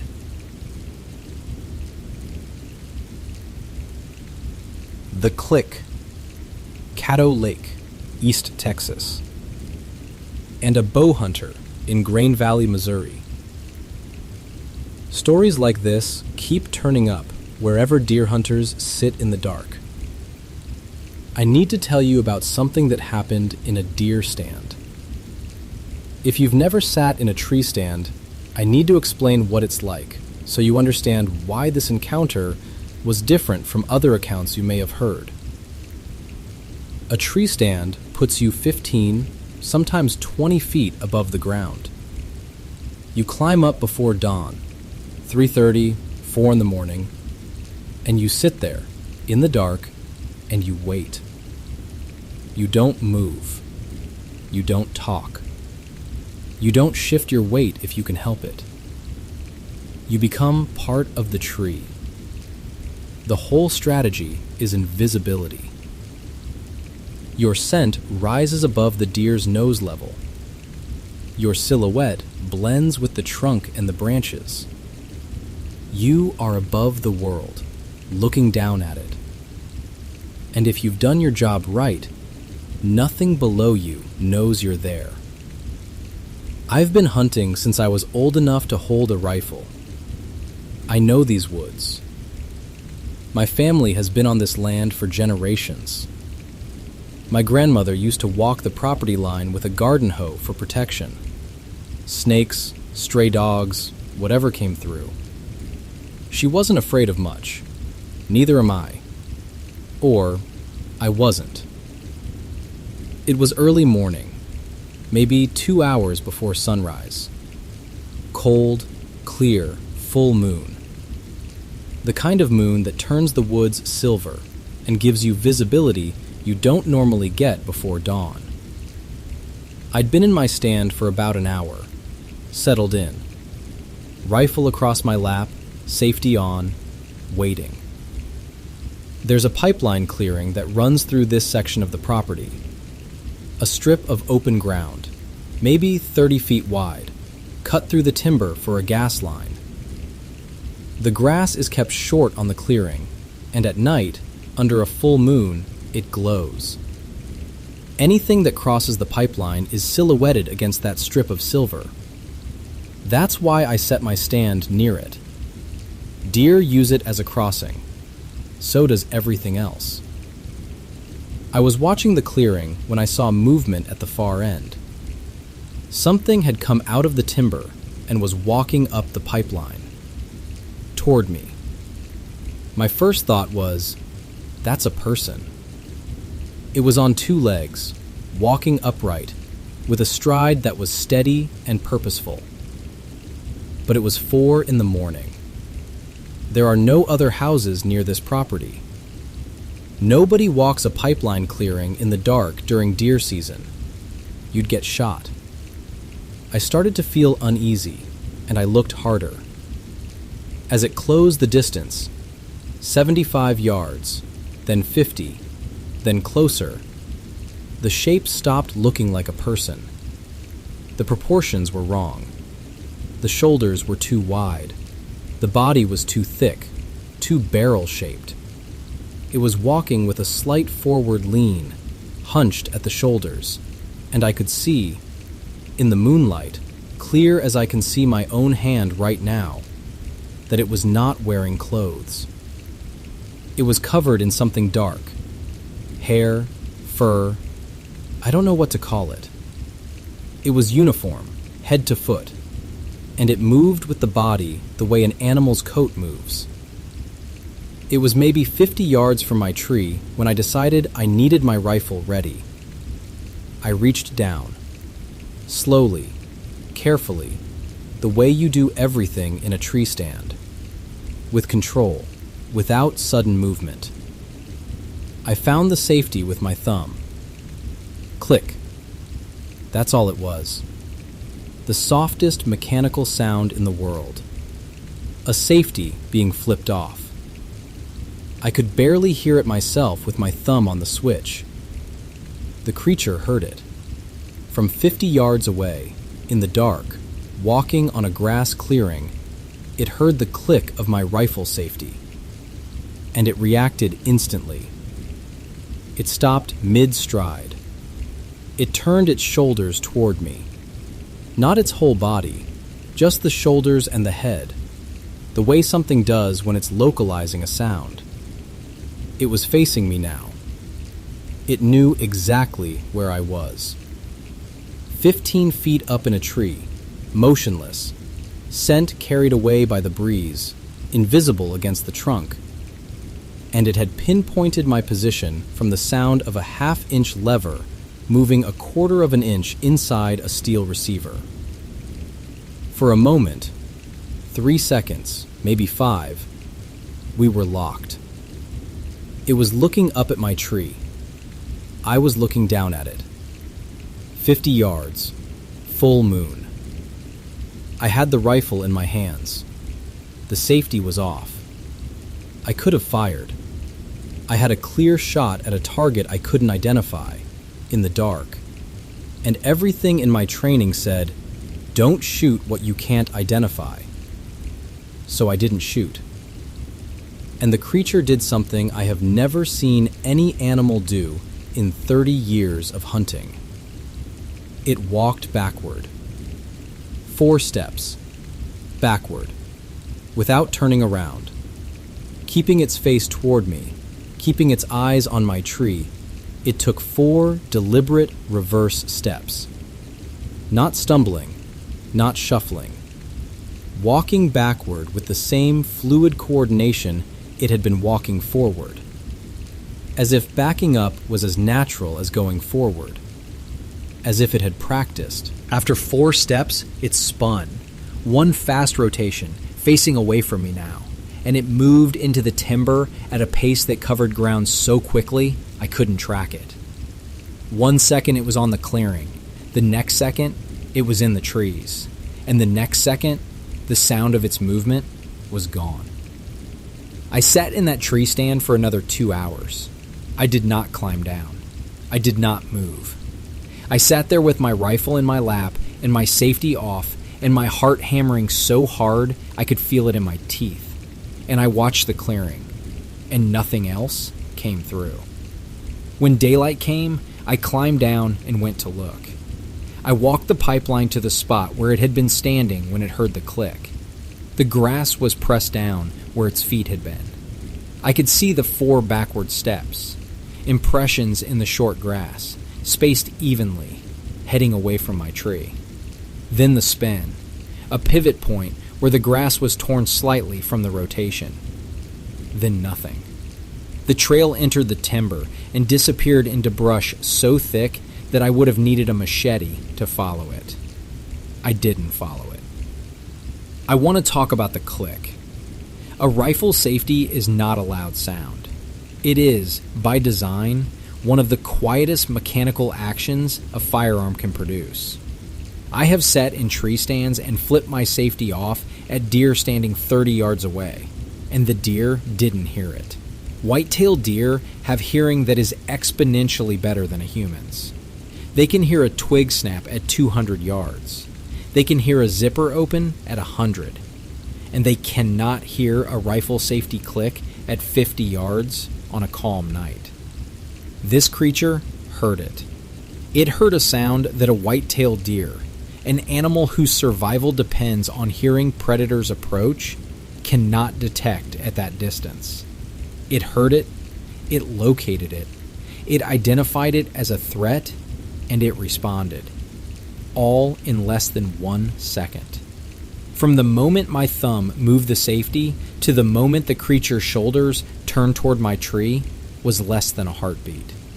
That tells you something about what this thing is.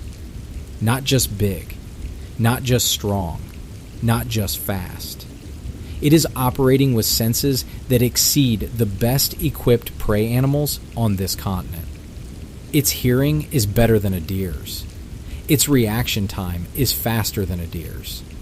And its tactical response, walking backward while maintaining eye contact, then spinning and evacuating at speed, is more sophisticated than anything I have ever observed in any animal, including predators.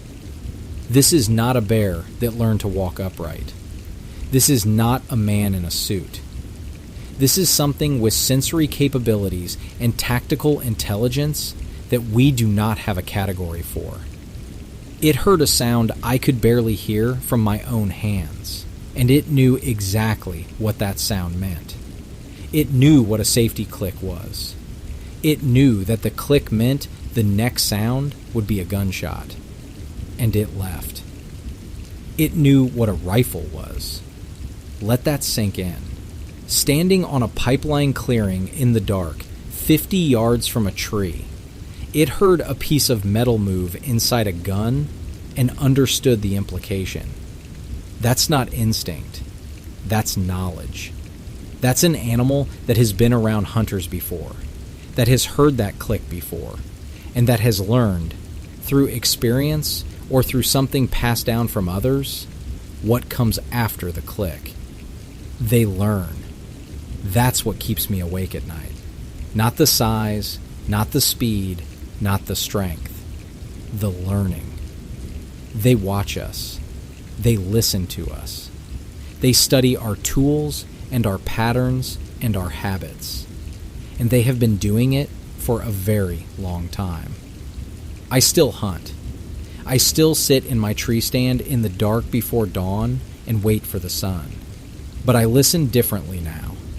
I listen for the thing that doesn't fit. The footfall that's too heavy. The breathing that's too low. The silence that means something bigger than a deer just entered the clearing. And I keep my safety on until I know what I'm looking at. Because whatever heard that click from 50 yards away in the dark, it's still out there. In my woods. On my family's land. Walking the same pipeline it's probably been walking since before the pipeline was there. It heard the click.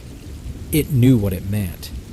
And it left before I could decide what to do about it. That's not an animal. That's a neighbor who doesn't want to be seen.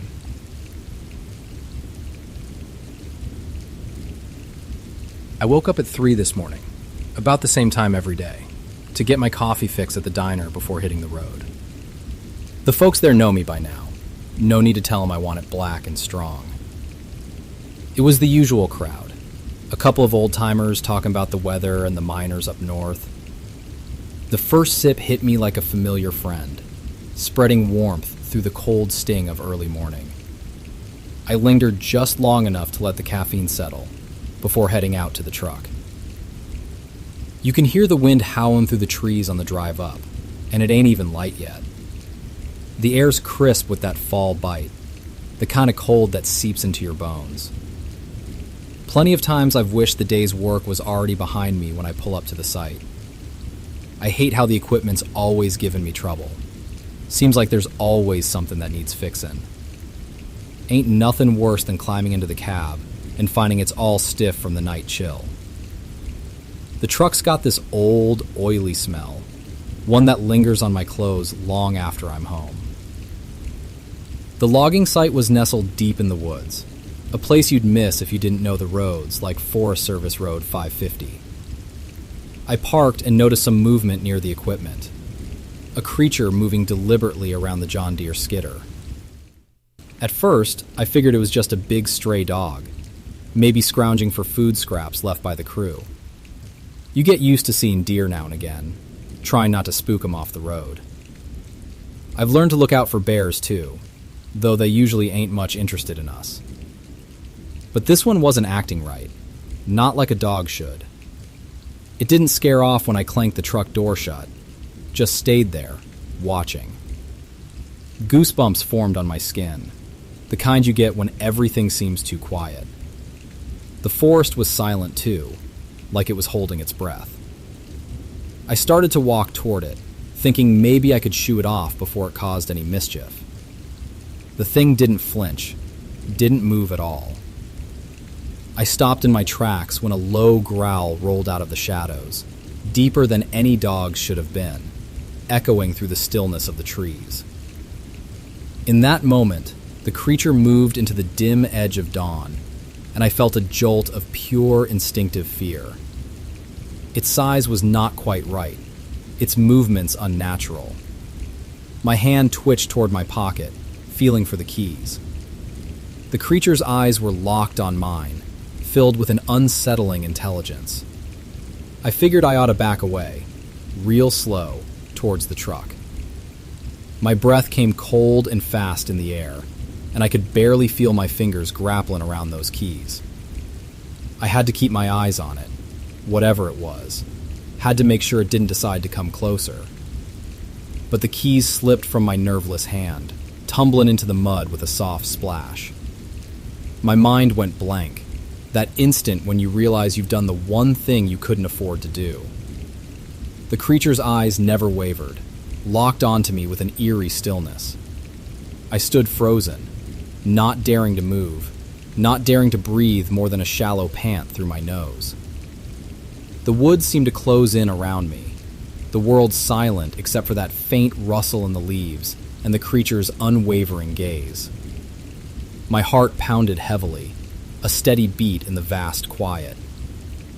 Then came the sound that broke the stillness, a howl, rising from deep within the creature's chest, slicing through the air with a raw, primal force. It echoed off the trees, a mournful cry that carried far beyond where I stood, raising the hairs on my neck. As it faded, the dim light of dawn did not seem to lessen the intensity in its eyes, and the world hung in the balance there, at the edge of the forest. Not another sound but my ragged breathing, and those eyes, watching, waiting.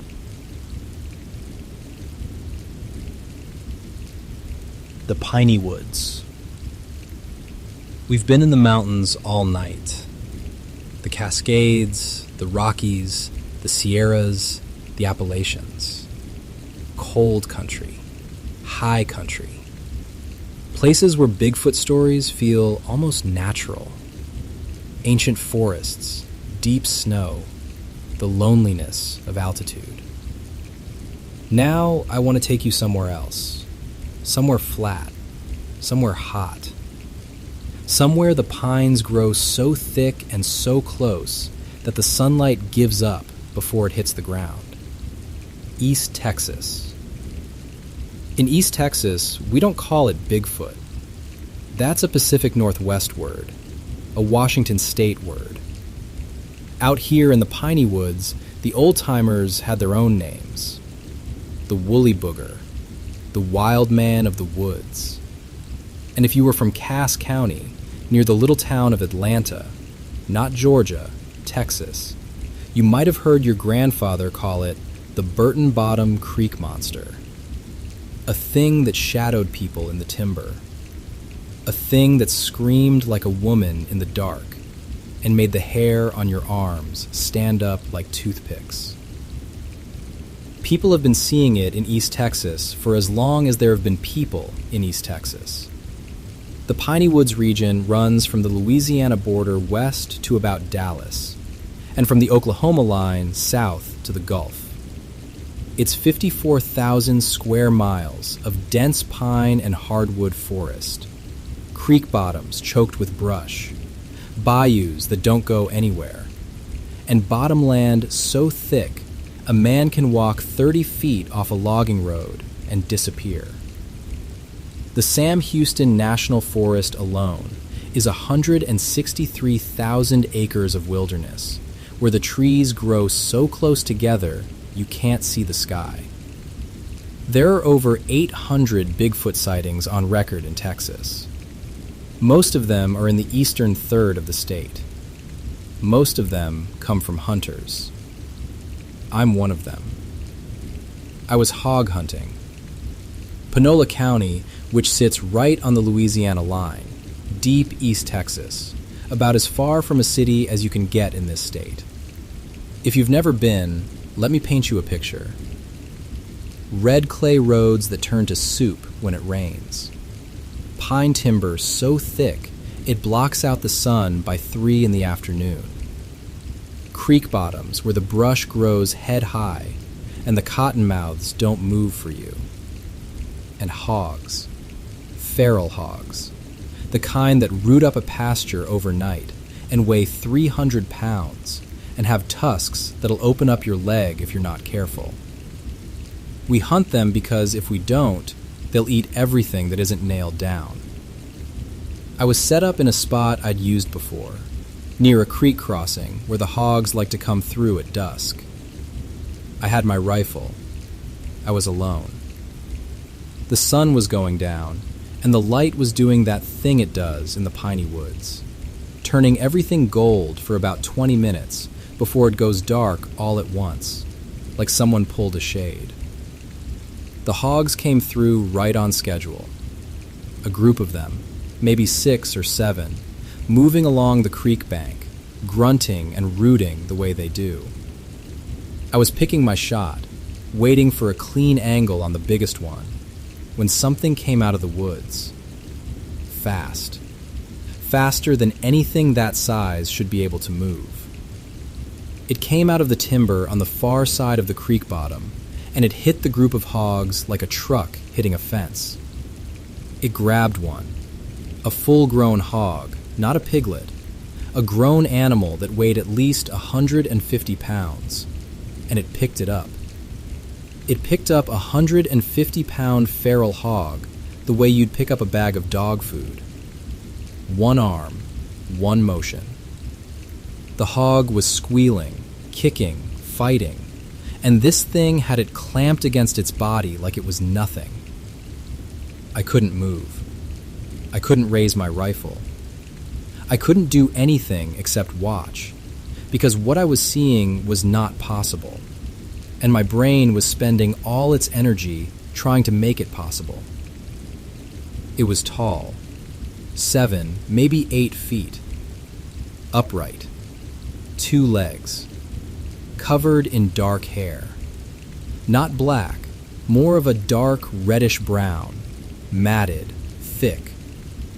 The shoulders were massive, the arms were long. It was holding the hog the way you'd hold a football against your ribs, tucked in, controlled. And the hog was still fighting, and the creature was not struggling. It was not even working hard. Then it made a sound. A loud, full-chested whoop. A single vocalization that came up from somewhere deep inside it and rolled out across the creek bottom like a gunshot. And from somewhere in the timber, maybe a quarter mile away, something answered. A howl. The same kind of sound, but from a different throat, from a different direction. Call and response, like they were talking. The creature stopped. It was still holding the hog, and it turned and looked at me. I want to be very specific about this. It did not glance. It did not scan the tree line and happen to notice me. It turned its head, and it looked directly at me, and it knew I was there. It had known I was there the whole time. It had come into that creek bottom and taken that hog in front of me, and it was not afraid of me, and it wanted me to know that. It growled, low, sustained, vibrating through the ground under my boots. Not a warning, a statement. A sound that said, I see you. You are not relevant, but I see you. Then it turned and walked into the timber, with the hog still clamped against its body. 3 steps and the pines swallowed it. The hog was still squealing. I could hear it getting fainter as the creature moved deeper into the woods. Then nothing. Just the creek and the last of the light, and me standing there with a rifle I never raised. That was my encounter. One sighting, maybe 45 seconds from start to finish. 45 seconds that rearranged everything I thought I knew about what lives in these woods. But I'm not the only one, not by a long way. In the Sam Houston National Forest, about 100 miles southwest of where I was standing, they've been seeing them for decades. A retired NASA engineer saw one on a frozen January morning. He said it parted the pine trees like curtains, emerald eyes. He'd spent 30 years working with some of the most advanced technology on Earth, and he stood in the woods and watched something walk through the pines that no technology could explain. A police officer, a man who carries a gun for a living, a man whose entire profession is built on observation and credible testimony, had a 3-second encounter on an ATV trail in the same forest. 3 seconds. He said it was enough. His skepticism was gone before the thing was out of sight. A professional photographer was set up in the timber with thousands of dollars of camera equipment when something started snapping trees. Not branches, trees. Trunks breaking like matchsticks somewhere in the dense pines around him. He didn't stay to get the shot. He abandoned his gear, thousands of dollars of it, and he ran. He went back for the equipment the next day, in daylight, with other people. In 1996, 2 campers on private land near Etoile, a tiny town in Nacogdoches County, heard something scream outside their camp in the pitch dark. Not once, 7 times in rapid succession, each scream coming from a different position around them, as if whatever was making the sound was circling the camp at a speed that shouldn't have been possible.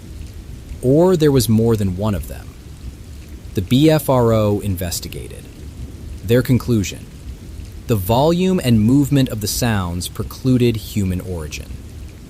In the big thicket, 100,000-acre labyrinth of swamp and pine and hardwood so dense it was the last place in Texas to be surveyed, 2 boys on a hog hunt in 1962 watched a 7 to 8 foot creature step out of the shadows and lock eyes with them. The woods had gone silent before it appeared. No birds, no insects, just the pressurized quiet witnesses describe again and again. The silence that means something bigger than you has just entered the room. The town of Jefferson, Texas, population 2,000, tucked into the piney woods near the Louisiana border, has hosted an annual Bigfoot conference every year since 2001. Hundreds of people come. They share sightings, compare evidence, listen to researchers. They don't come because they think it's funny. They come because they live in these woods, and they know what they've seen. East Texas isn't like the Pacific Northwest. There are no snow-capped mountains, no glacier-fed rivers, no old-growth stands of cedar and spruce. It's flat, it's hot, it's buggy. The timber is pine, and it grows in rows so tight you can barely walk between the trunks. The creek bottoms are choked with vines and briar and the kind of brush that'll cut you if you push through it wrong. It is not romantic country. It is not postcard country. It is the kind of country that hides things, not because it's vast and wild, but because it's thick and close and dark at the margins. Something lives in the margins. I saw it pick up a hog. A NASA engineer saw it part the pines. A cop saw it on a trail. A photographer heard it snap trees. 2 boys saw it in the big thicket 60 years ago, and people are still seeing it today. In East Texas, we don't argue about whether it exists. We argue about what to call it. The woolly booger, the wild man, the Burton Bottom Creek monster, the thing in the piney woods that screams like a woman and takes your hogs and doesn't care that you're watching. It was there before the loggers came. It was there before the oil rigs went up. It was there before the highways cut through the timber and the towns grew up along the crossroads. And when the lights go out on the last house on the last red clay road at the edge of the last pine thicket in Panola County, it's still there, standing in the tree line, watching. I know. I watched it watch me. One of my first encounters was during a deer hunting trip. I saw what I thought was a wolf, which was odd because there weren't supposed to be any wolves in that part of the state. As it got closer, I realized there was something off about it. It was broad daylight, yet the creature had red eyes, which definitely wasn't normal. Looking through the scope, I noticed its extremely large feet. This one was jet black. When it spotted me and opened its mouth to growl, I could see the inside of its mouth was black, and its canine teeth were exceptionally long. It came within 20 yards of me in my tree stand. I had a .243 high-powered rifle, but everything about this creature made me uncomfortable about taking the shot. It had unusually long legs and huge feet. When it left, it bolted like a horse at a gallop. After a couple of hours, I got down from the tree stand and realized it had circled it, leaving a footprint in the mud almost the size of a paper plate. A year and a half, maybe 2 years later, I was ginseng hunting when I ran into it again in the woods. This time, it was standing on a rock bluff, looking down at me. It was black, with a buckskin color on one side of its hair, red eyes, and it was big. It circled me with its head low, moving on all fours. I was cautious since I only had a small caliber pistol, so I eased out of the woods. It flanked me as I got across a cut hayfield to my car. As I approached my vehicle, this massive creature pushed down on it with one paw on the windshield and the other on the driver's side window, cracking the glass. I hit the horn, backed up, turned around, and eventually managed to sling it off after exiting the hayfield. It followed me home. That night, my yard dog, part mountain cur, came to the back porch, signaling someone or something was outside. Stepping out with a light, I saw this thing with glowing red eyes, terrifying my dog. An hour or two later, the dog barked again when I heard a high-pitched sound, similar to, but deeper than a coyote. My dog ran back into the house, acting strangely, indicating something was circling the property. Eventually, I stepped outside and saw it again, letting off a shot as it ran off on 2 legs, its muscular structure human-like. It seemed startled by my firing, but I didn't see it again that night. In another instance, at Standing Stone State Park, I was with some guys when we heard what initially sounded like coyotes, but with a deeper, unusual tone.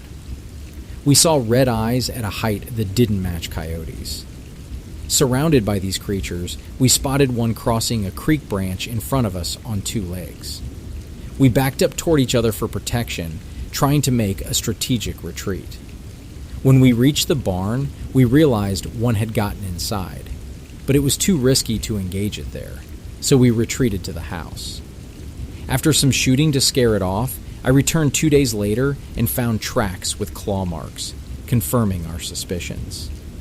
A year later, I heard from a neighbor who had an encounter while checking on cattle.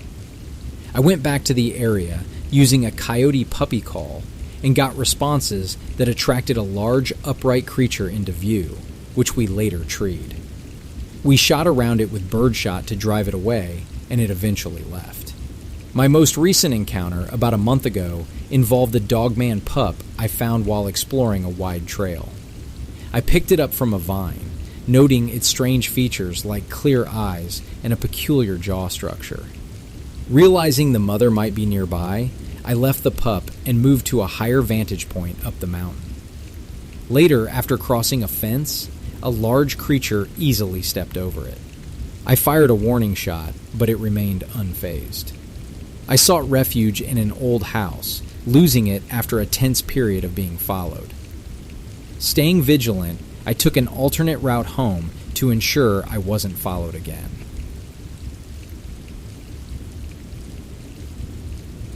Interstate I-80, near Bellefonte, Pennsylvania, 2025. I want to tell you exactly what happened, in order, the way I'd write up a field report. I'm a retired civil engineer. I spent my career measuring things, distances, loads, angles, tolerances. Before that, I served in the military. After that, I hunted bear. I've been in the woods for over 50 years. I know what a bear looks like standing up. I know what a bear looks like walking. I know what a bear looks like crossing a road, because I've watched bears cross roads more times than I can count. In Pennsylvania, in New York, in West Virginia, in every state that has bears and highways running through the same country. What crossed Interstate 80 in front of my vehicle was not a bear. I was driving northeast on I-80, about 11.5 miles out of Bellefonte. For people who don't know central Pennsylvania, this is ridge and valley country. The Appalachians run through here in long, parallel ridge lines covered in hardwood and hemlock, with valleys between them that carry the creeks and the small towns.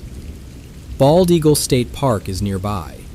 The Sproul State Forest is to the north. Nittany Mountain and Sand Ridge run through the area. Low, forested ridge lines, heavily wooded, lightly populated. Good bear country. Good deer country. Good country for anything that wants to stay hidden. Traffic was moving at highway speed, 75, 80 miles per hour. It was daytime. Visibility was clear. I was alert, both hands on the wheel, eyes on the road. Something stepped out of the tree line on the right side of the highway and began to cross. I need you to understand the speed at which I processed what I was seeing, because at 80 miles per hour, you don't have time to study anything. You have seconds, maybe 3, maybe 4, between the moment something enters your field of vision and the moment you've passed it. In those seconds, my brain did what 50 years of field experience has trained it to do. It cataloged. Height, tall, well over 6 feet, closer to 7, possibly more. The proportions were wrong for a human. The torso was too thick, the shoulders too wide, the arms too long. It was upright, fully upright, walking on 2 legs with a stride that was fluid and purposeful, covering ground the way something covers ground when it knows exactly where it's going and is not concerned about what's around it. Color, uniformly dark, black or very dark brown. There was no variation, no light patches, no clothing, no reflective material. Just a solid, dark form moving across the highway median. Gait, bipedal. Not the way a bear moves when it rears up. Bears wobble. They shift their weight from side to side. They look uncomfortable on 2 legs because they are. This thing walked the way you and I walk, except each stride was longer.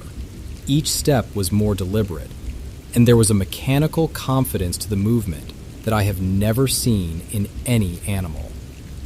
Arms, they swung. Not the way human arms swing. Tighter, closer to the body. but with a wider arc, the way arms swing when they're longer than they should be and hang past the knees. It did not look at my vehicle. It did not speed up. It did not hesitate. It crossed a 4-lane interstate where vehicles were traveling at 80 miles per hour, and it walked across it the way you'd walk across your living room, as if the highway wasn't there, as if we weren't there. I passed it. I looked in my rearview mirror.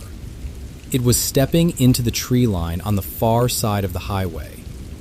3, maybe 4 strides, and it was in the trees. Gone. I pulled over. I sat in my vehicle for several minutes, engine idling, hands on the steering wheel, replaying what I had just seen. I am a rational man. I am a trained observer. I have a background in engineering, in military service, in field work. I do not see things that aren't there. I checked my Waze app. I was looking for a disabled vehicle report. Maybe what I'd seen was a person walking from a broken-down car. There were no reports. I looked at both shoulders of the highway as far as I could see in both directions. There was no vehicle. There was no person. There was no explanation that involved a human being crossing I-80 on foot, in uniformly dark clothing, at that height and with that gait in the middle of traffic. I went home. I couldn't sleep. I kept seeing it. The dark shape, the long arms, the stride. I started reading. I'd never cared about Bigfoot. I'd never thought about it. I'm a bear hunter. I believe in bears. Bears are real. Bears have bones and fur and tracks, and they end up on taxidermists' walls. Bigfoot was a campfire story for people who spent too much time watching television. Then I found the BFRO database. I found the Pennsylvania reports. And I found something that made the hair on my arms stand up. Other people had seen it. On the same stretch of highway. On the same day. A second witness, an experienced hunter with 50-plus years in the woods, like me, had independently submitted a report to the BFRO describing an encounter on I-80 in the same area, the same day. His description matched mine. Large, dark, bipedal, moving across the highway with a confidence that did not belong to any known animal. He wrote, "I just want to add, I know what I saw, but don't know what I saw. I'm an avid hunter with 50-plus years in the woods. This was not a bear." That's when I contacted the BFRO. They sent an investigator. He interviewed me by phone first, comparing my verbal account to my written submission, checking for inconsistencies. There were none. I drove over 100 miles back to the site. I wanted the investigator to have concrete data, exact mile markers, sight lines, terrain features. I'm an engineer. I don't give people guesses. I give them measurements. The investigator described me as sincere and credible. He noted my background: civil engineering, military service, decades of hunting experience. He noted that I had never believed in Bigfoot before this encounter, and that I only arrived at that conclusion after reading other reports of similar creatures in the area and being unable to produce a better explanation. The BFRO classified my sighting as Class A. Clear visual observation. No ambiguity. Here's what I've learned since that day. Pennsylvania ranks 3rd in the nation for Bigfoot sightings. Behind Washington. Behind California. Ahead of every other state in the country. 138 documented encounters in the BFRO database alone. And the actual number is certainly higher, because most people don't report what they see. They're afraid of what it'll do to their credibility, their careers, their reputations. I understand that fear. I'm a retired civil engineer with a military background. I built things for a living. I measured the world and made sure the numbers added up. And now, I'm the man who saw Bigfoot on Interstate 80. And there are people who will never look at me the same way again. I don't care. I know what a bear looks like. I have killed bears. I have skinned bears. I have measured bears. I have watched bears cross roads in every state I've hunted in for half a century. What crossed I-80 in front of my vehicle was not a bear. It was not a person. It was not a trick of the light, or a shadow, or a misidentification, or a momentary confusion brought on by highway hypnosis. It was something that walked on two legs with a stride longer than mine, stood taller than any man I've ever met, had arms that swung past its knees, and crossed a 4-lane interstate at highway speed without breaking stride or looking at a single vehicle. And the most disturbing thing about it, the thing I keep coming back to, the thing that wakes me up at 3 a.m, is how little it cared. It didn't dodge traffic. It didn't wait for a gap. It didn't run. It walked across a highway where vehicles were traveling at 80 miles per hour. And it walked the way you walk through your own house in the dark. It knew where everything was. It knew the traffic was there. And it did not consider the traffic to be its problem. Whatever it was not afraid of us. It was not impressed by our highway, our vehicles, our speed. It crossed our road the way it crosses everything. Slowly, deliberately, on its own schedule, without asking permission. I used to think we owned this country. The highways, the forests, the ridgelines. I used to think the woods were something we allowed to exist between our towns. I don't think that anymore. Something walked across Interstate 80 in front of my car, and 2 other people saw it the same day, and the BFRO classified it as real. And Pennsylvania has 138 more reports just like it. Whatever is in those ridges, in the Sproul, on Nittany Mountain, along Sand Ridge, it was there before the interstate. It was there before the towns. It's still there. And it crosses our roads whenever it wants.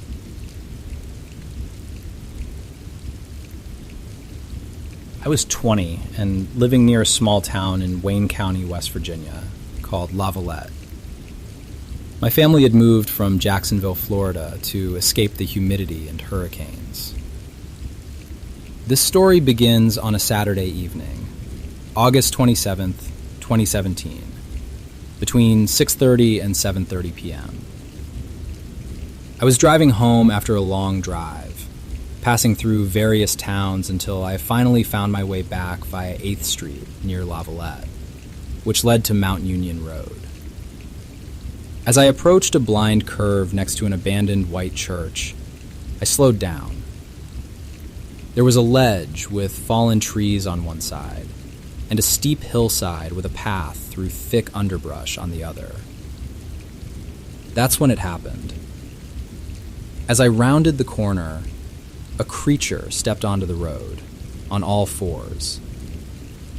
At first, I thought it was a huge black bear, but as my headlights illuminated it, I realized it resembled a wolf, with a long, bushy tail, pointed ears, and a canine-like snout. This wasn't just any wolf. It was as large as a wolf shouldn't be, and had an intelligent glint in its glowing amber eyes. I was both fascinated and unsettled. There weren't supposed to be wolves here. They'd long been wiped out from these woods. My mind raced with possible explanations as I watched the creature. Then, the creature did something that upended all reasoning. I heard a loud popping sound, like bones cracking, and watched as it placed what looked like a hand on my car hood, lifted itself, and stood on two legs. It was no longer a wolf in appearance alone. Standing upright, it was at least 8 feet tall and weighed around 600 to 650 pounds. Its humanoid torso was muscular, and it had elongated fingers, each tipped with black claws. Fear gripped me when it moved to my side of the car, bent down, and tried the door handle with its hand. The doors were thankfully locked, but the sheer horror of its attempt to open them paralyzed me. After failing to open my door, it moved around to the passenger side, trying that handle too. I felt overwhelmed by a sense of dread, starkly aware of my vulnerability compared to such a beast. If it wanted, it could have ripped my car apart to get to me. Instead, it bared its fangs in a snarl that echoed deafeningly in the night before crossing the road on 2 legs. Before disappearing, it paused and looked back at me. I noticed more eyes in the dark, at least 5 pairs, some low to the ground, others standing upright. They shared the same glowing gaze. Realizing I was witnessing something more than a lone creature, I slammed on the accelerator, racing home in sheer panic. I arrived home in tears, shaken to the core. My parents listened to my account, but dismissed it as a black bear sighted in the dark. Despite their skepticism, I knew what I had seen. For over a month, I isolated myself, grappling with the reality of my encounter, until I stumbled upon the dogman phenomenon during research. Others had seen similar creatures, providing a sliver of solace that I wasn't alone in my experience. I never reported the incident officially, fearing disbelief, but it left an indelible mark on me.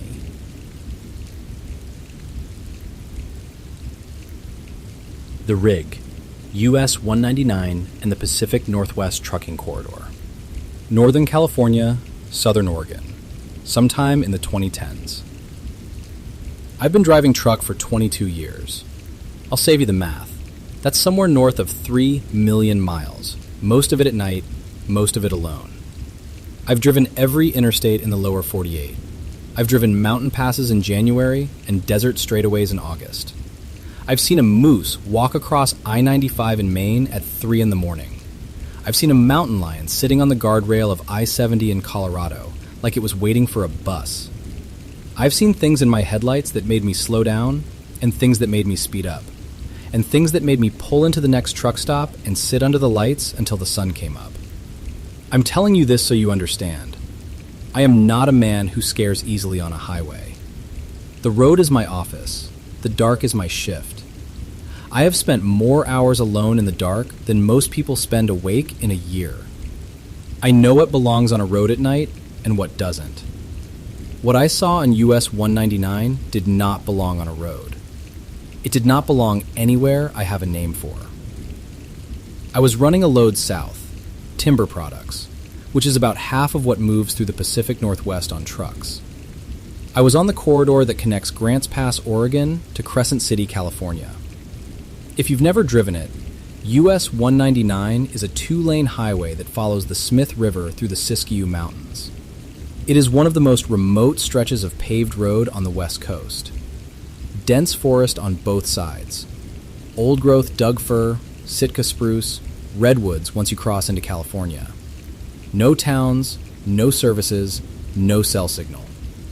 At night, your headlights are the only light source for miles in any direction. The forest walls come right up to the fog line. You are driving through a tunnel of trees, and the tunnel goes on for 70 miles. It was around 2 a.m., maybe later. You lose track when you're running night loads. The hours blend into a rhythm of engine noise and centerline reflectors and the sweep of your high beams. I was making good time. No traffic. Dry road. Clear night, no fog, which is unusual for that corridor. You usually get fog off the Smith River that cuts your visibility to nothing. But that night was clean. Stars above the canopy. Good visibility. I came around a curve.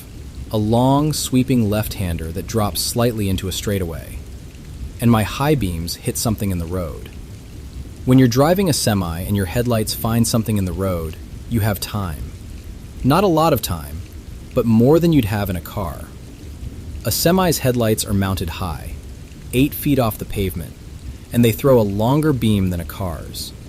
You see farther ahead, and when you hit the brakes on an 80,000-pound rig, you don't stop fast. You bleed speed. The air brakes engage with that sound. You know it if you've ever been near a semi stopping. That deep, pneumatic hiss. And the load pushes you from behind, and you feel the weight of 18 wheels fighting friction. And the whole time, whatever is in front of you is getting closer and more detailed with every foot of road you eat. It was standing in my lane. Not crossing. Standing. In the middle of my lane, facing the opposite direction, as if it had been walking down the center line and hadn't heard me coming. Or had heard me and didn't care. The first thing I registered was the height. I'm sitting in a cab that's 8 feet off the ground. My headlights are roughly at the same height. Whatever was in my lane was being lit from approximately its own eye level. And it was tall. I'd estimate 7.5 feet, maybe 8. The headlights were hitting it from about chest height, which means the head and shoulders were above the beam, lit by ambient glow, and the torso and legs were fully illuminated. The second thing I registered was that it was not a person. The proportions were wrong. The shoulders were too wide, wider than any man I've ever seen, including the bodybuilders you sometimes see at truck stops working out in the parking lot. The arms were too long, hanging well past the waist, almost to the knees. The torso was thick and solid, like a barrel standing upright, and it was covered, completely covered, in dark hair. Not fur, hair. It moved. It caught the light the way hair catches light.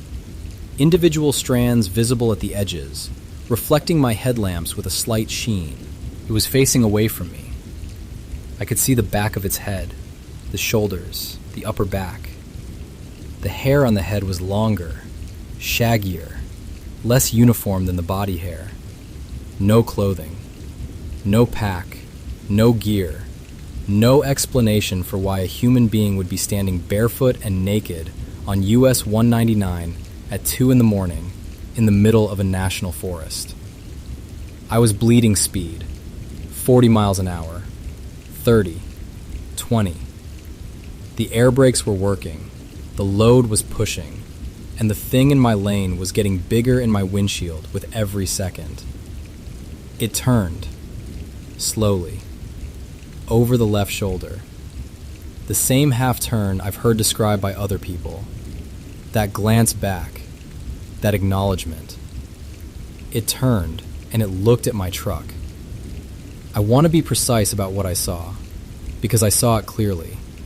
Because my headlights were 8 feet off the ground and 40 feet from its face, and there was nothing between us but clean air and asphalt.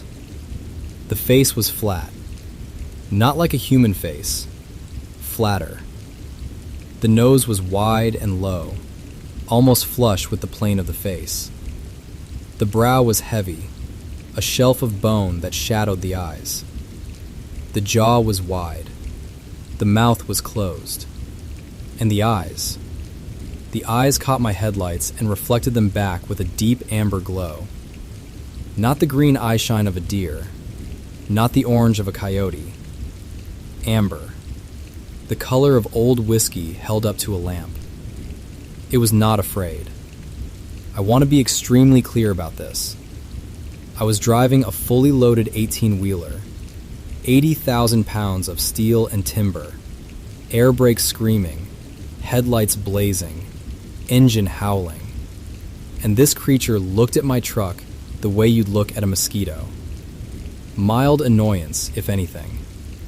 It registered my rig, assessed it, and decided it wasn't interesting. It stepped off the road.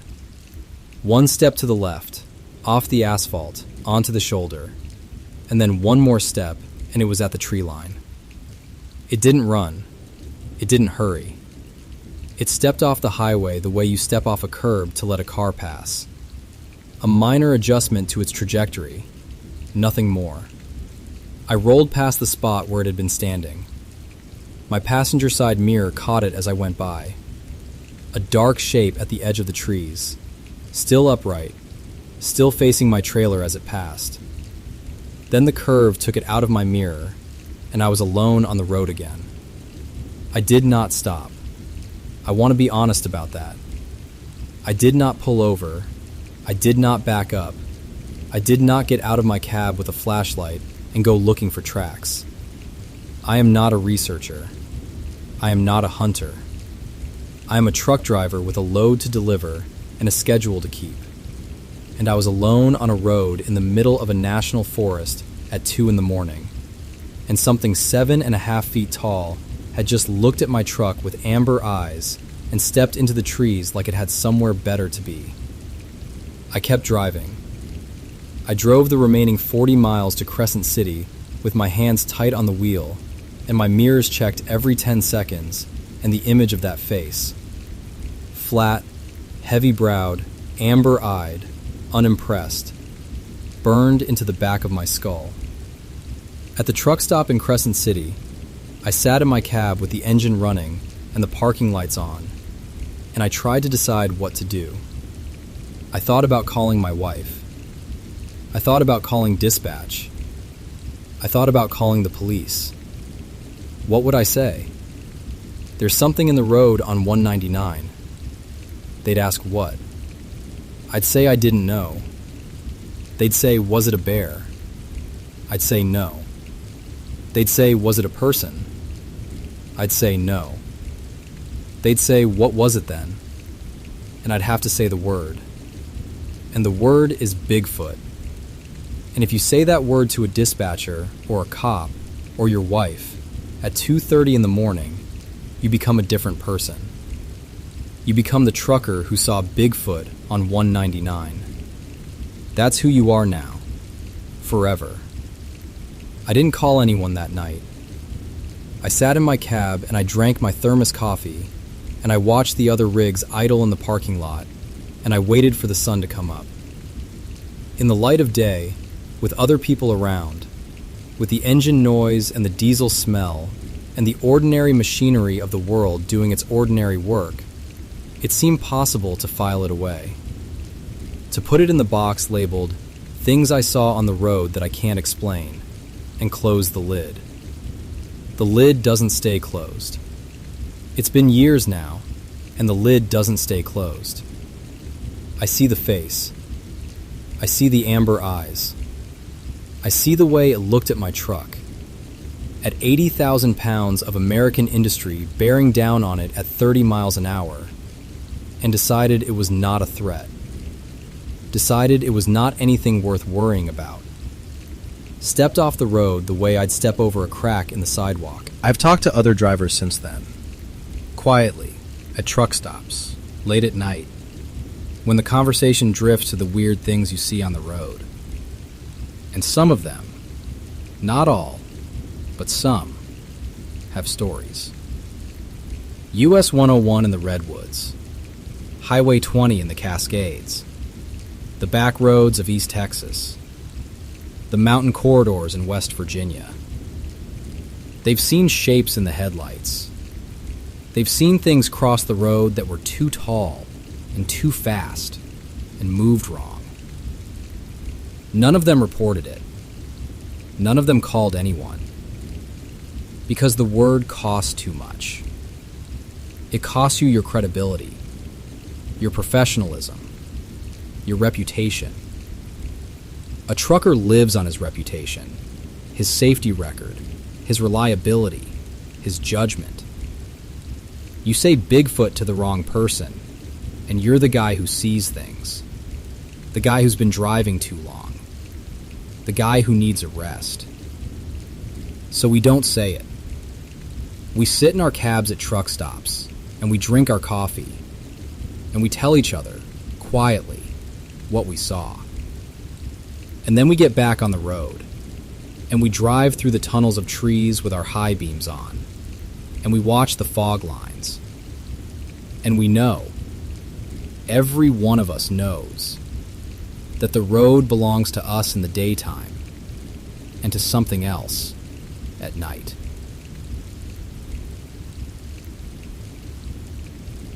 I had been out walking with my grandson, and we were on this small road that wound through the woods. My grandson suddenly stopped and pointed, saying, "Look, Papa," as he picked up a t-shirt. This shirt wasn't torn like you'd expect from a person. It had been absolutely shredded, clawed apart.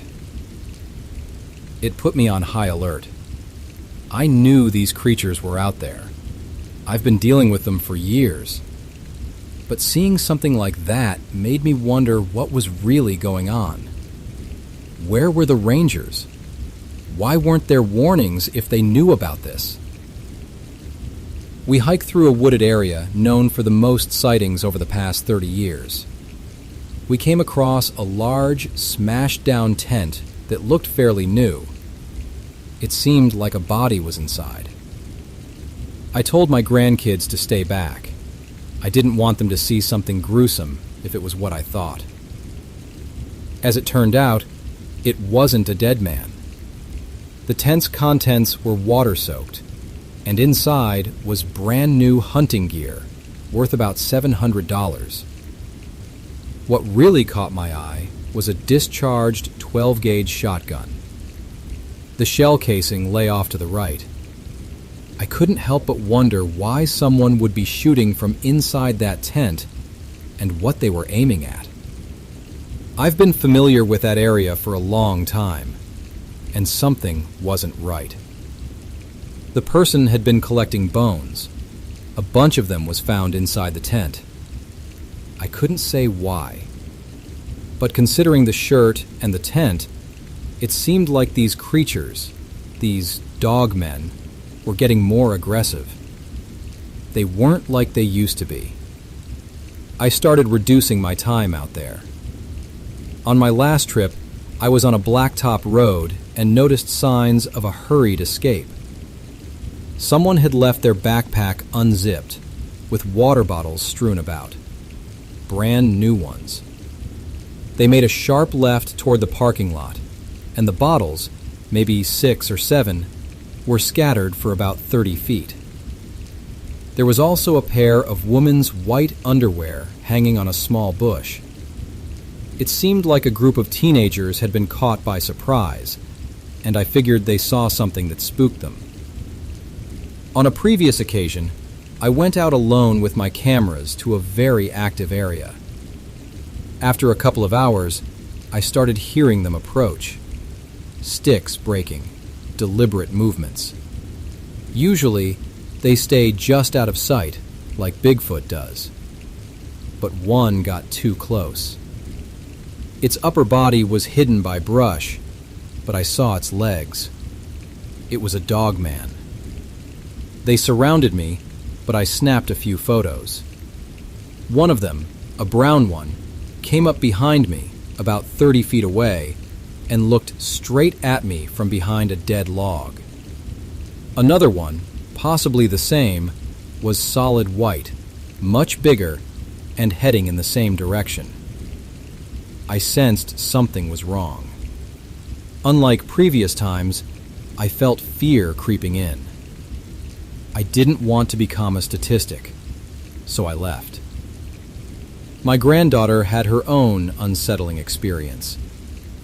We were walking through a place we called Ambush Alley, due to its narrow road and thick, dark woods on each side.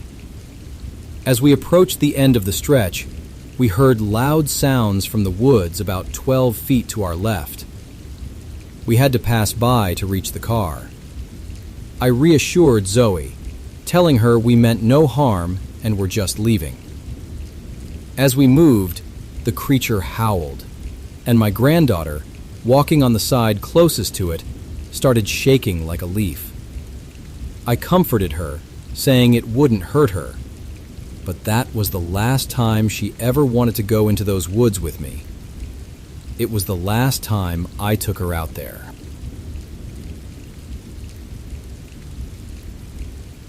The drive home. Highway 129, near Blairsville, Union County, North Georgia. January 24, 2019. My husband and I don't fight about what we saw. I want you to know that up front. I've heard stories from other people. One person sees something, the other doesn't, and they spend the rest of their lives arguing about whether it happened. That's not us. We were both there. We both saw it. And we haven't argued about it once, because there's nothing to argue about. We saw the same thing. We're retired. We live in the mountains of North Georgia, Union County, near Blairsville. If you don't know the area, it's southern Appalachia at its finest. The Blue Ridge Mountains come through here, not the tallest peaks on the eastern seaboard, but deep. Old mountains, worn smooth by time, covered in hardwood forest that goes on for miles in every direction. Chattahoochee National Forest, Blood Mountain, Brasstown Bald. Thick, wild, beautiful country that looks gentle until you're a mile off the road and realize you can't see the sky through the canopy. We've lived here for years. We hike, we camp, we know these mountains. We know what a bear looks like. We see them in our yard sometimes, going after the bird feeders. We know what a deer looks like at night in headlights. We know what a coyote looks like, trotting across a road. We know every animal in these woods, by sight, by sound, by the way they move.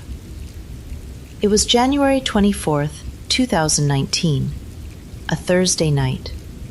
We'd been visiting friends in town and were driving home on Highway 129.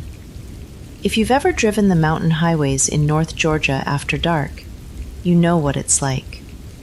2 lanes, no streetlights, the road curving through the forest, with your headlights carving out a tunnel of visibility, and everything beyond that tunnel, a wall of black. You drive these roads with your high beams on, and your eyes on the shoulders, because deer are constantly crossing. You learn to watch for the eye shine, the yellow-green flash of a deer's eyes in your headlights. You see it, you slow down, you wait for the deer to decide which way it's going. It was 12:30 in the morning. We were tired. My husband was driving. I was in the passenger seat, half watching the road, half ready to doze off. The road was empty. No other cars, no other headlights, just us and the trees and the dark. My husband said, "What is that?" Not loud, not panicked, just puzzled. The voice of a man who has seen something in the headlights that he can't immediately categorize. I looked up. Something was crossing the road. It was in the right lane, moving from right to left, heading toward the left shoulder and the steep embankment that dropped off into the forest below. It was in our headlights, fully illuminated, bright as day for those few seconds. And it was not a deer. It was tall, 7 feet approximately. My husband is 6'1", and this thing was a full head taller than him. I know that because I immediately compared, the way your brain does, finding the nearest reference point and measuring against it. It was upright, walking on two legs, not hunched, not bent, walking the way a man walks, but taller and wider, and with a stride that covered more ground than a man's stride should. It was muscular.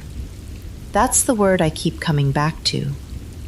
Not fat, not bulky the way a bear looks bulky. Muscular. The shoulders, the back, the thighs. You could see the definition even through the hair.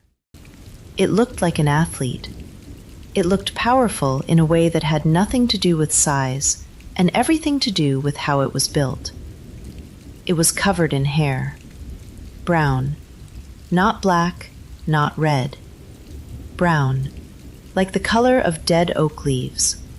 Matted in places, particularly across the back and the shoulders. The hair moved as it walked. It wasn't a suit. It wasn't fabric. It was organic, part of the body, moving the way hair moves on a living animal. And then it looked back at us, over its right shoulder. A half turn of the head, the way you'd glance back at someone who called your name. It looked back over its shoulder, and I saw its face. Briefly, a flash, maybe 2 seconds, and I saw the eyes. Dark, large, reflecting our headlights with a deep reddish gleam. Not the yellow-green of a deer, not the orange of a raccoon. A dark reddish reflection that I have never seen in any animal's eyes before or since. It didn't stop. It didn't speed up. It glanced back at us the way you'd glance back at a car passing on a road you cross every night, acknowledging, unimpressed. And then it stepped off the left shoulder and went down the embankment. 2 steps and the slope took it below our sight line.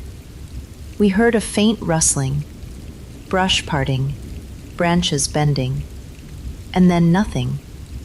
Just the road, the headlights, and the dark. 5 to 7 seconds. That's how long the entire sighting lasted. From the moment my husband said, "What is that?" to the moment it disappeared down the embankment. 5 to 7 seconds. My husband kept driving. He didn't stop. He didn't pull over.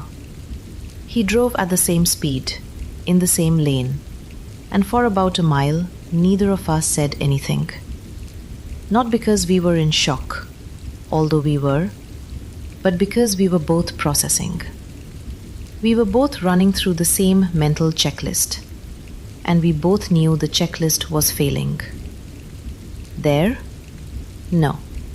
Bears don't walk upright for 40 feet across a road without dropping to all fours. Bears don't have that body shape. Bears don't glance over their shoulder at you with that kind of casual indifference. Person?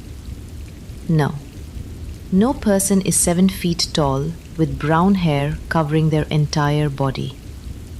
No person is walking across Highway 129 at 12:30 in the morning in January in the mountains of North Georgia, barefoot and naked. Anything else? No. There is no anything else. We have lived in these mountains for years. We know every animal in these woods.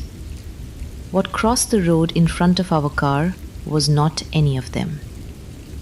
After about a mile, my husband said, "That was a Bigfoot." He said it flat. No drama, no question mark. A statement of fact from a man who has never in his life believed in Bigfoot, who has never watched a Bigfoot show, who has never read a Bigfoot book, who has spent 60 years in the outdoors and has never once considered the possibility that something like this existed. I said, "I know." And that was the entire conversation. For the rest of the drive home, another 20 minutes of dark mountain highway, we didn't talk about it again. We didn't need to. We had both seen the same thing, at the same time, from the same angle, in the same light. There was nothing to debate. There was nothing to reconcile. There was only the fact of it. A 7-foot creature covered in brown hair crossing Highway 129 at 12:30 in the morning, looking back at us over its shoulder and disappearing down an embankment. We reported it to the BFRO. They classified it as Class A, the highest rating. Clear visual observation. No ambiguity. 2 witnesses. The investigator noted that we were credible, experienced outdoor people with no history of making unusual claims. I don't know what it was. I know what it wasn't. It wasn't a bear, and it wasn't a person. And it wasn't something I can explain. It was something that lives in these mountains. The same mountains I've hiked for years. The same forests I've camped in. The same roads I've driven 1,000 times in the dark. People ask me if I'm afraid to drive that road now. I'm not afraid. I drive it all the time. But I look differently. Before January 24th, when I drove Highway 129 at night, I was watching for deer. Now I'm watching for everything. The headlights carve out their tunnel, and the dark is on both sides. And somewhere in that dark, in the Chattahoochee, on Blood Mountain, in the hollows that have no name, something is standing in the trees, watching my headlights pass, and deciding whether or not to cross. Most nights it decides not to. We were just lucky enough to catch it on a night when it did. Georgia has 132 documented Bigfoot sightings. The Cherokee, who lived in these mountains for thousands of years, called this creature Sulkalu, the lord of the game, the giant of the high places. Down in the Okefenokee swamp, they call it the swamp ape. On the Chattahoochee, they call it the Shecky bean. Different names for different landscapes, but the same creature. The same story. The same glance over the shoulder. My husband and I have been married for 37 years. We've hiked together, camped together, raised children together, retired together. And now we share something else. A memory that doesn't fit in any box we have. A 5-second window on a January night when the headlights showed us something that the world says doesn't exist. We don't argue about it. We don't need to. We both saw it, and it saw us. And then it went down the hill and into the trees. And we went home, and the mountains closed behind it the way they always do.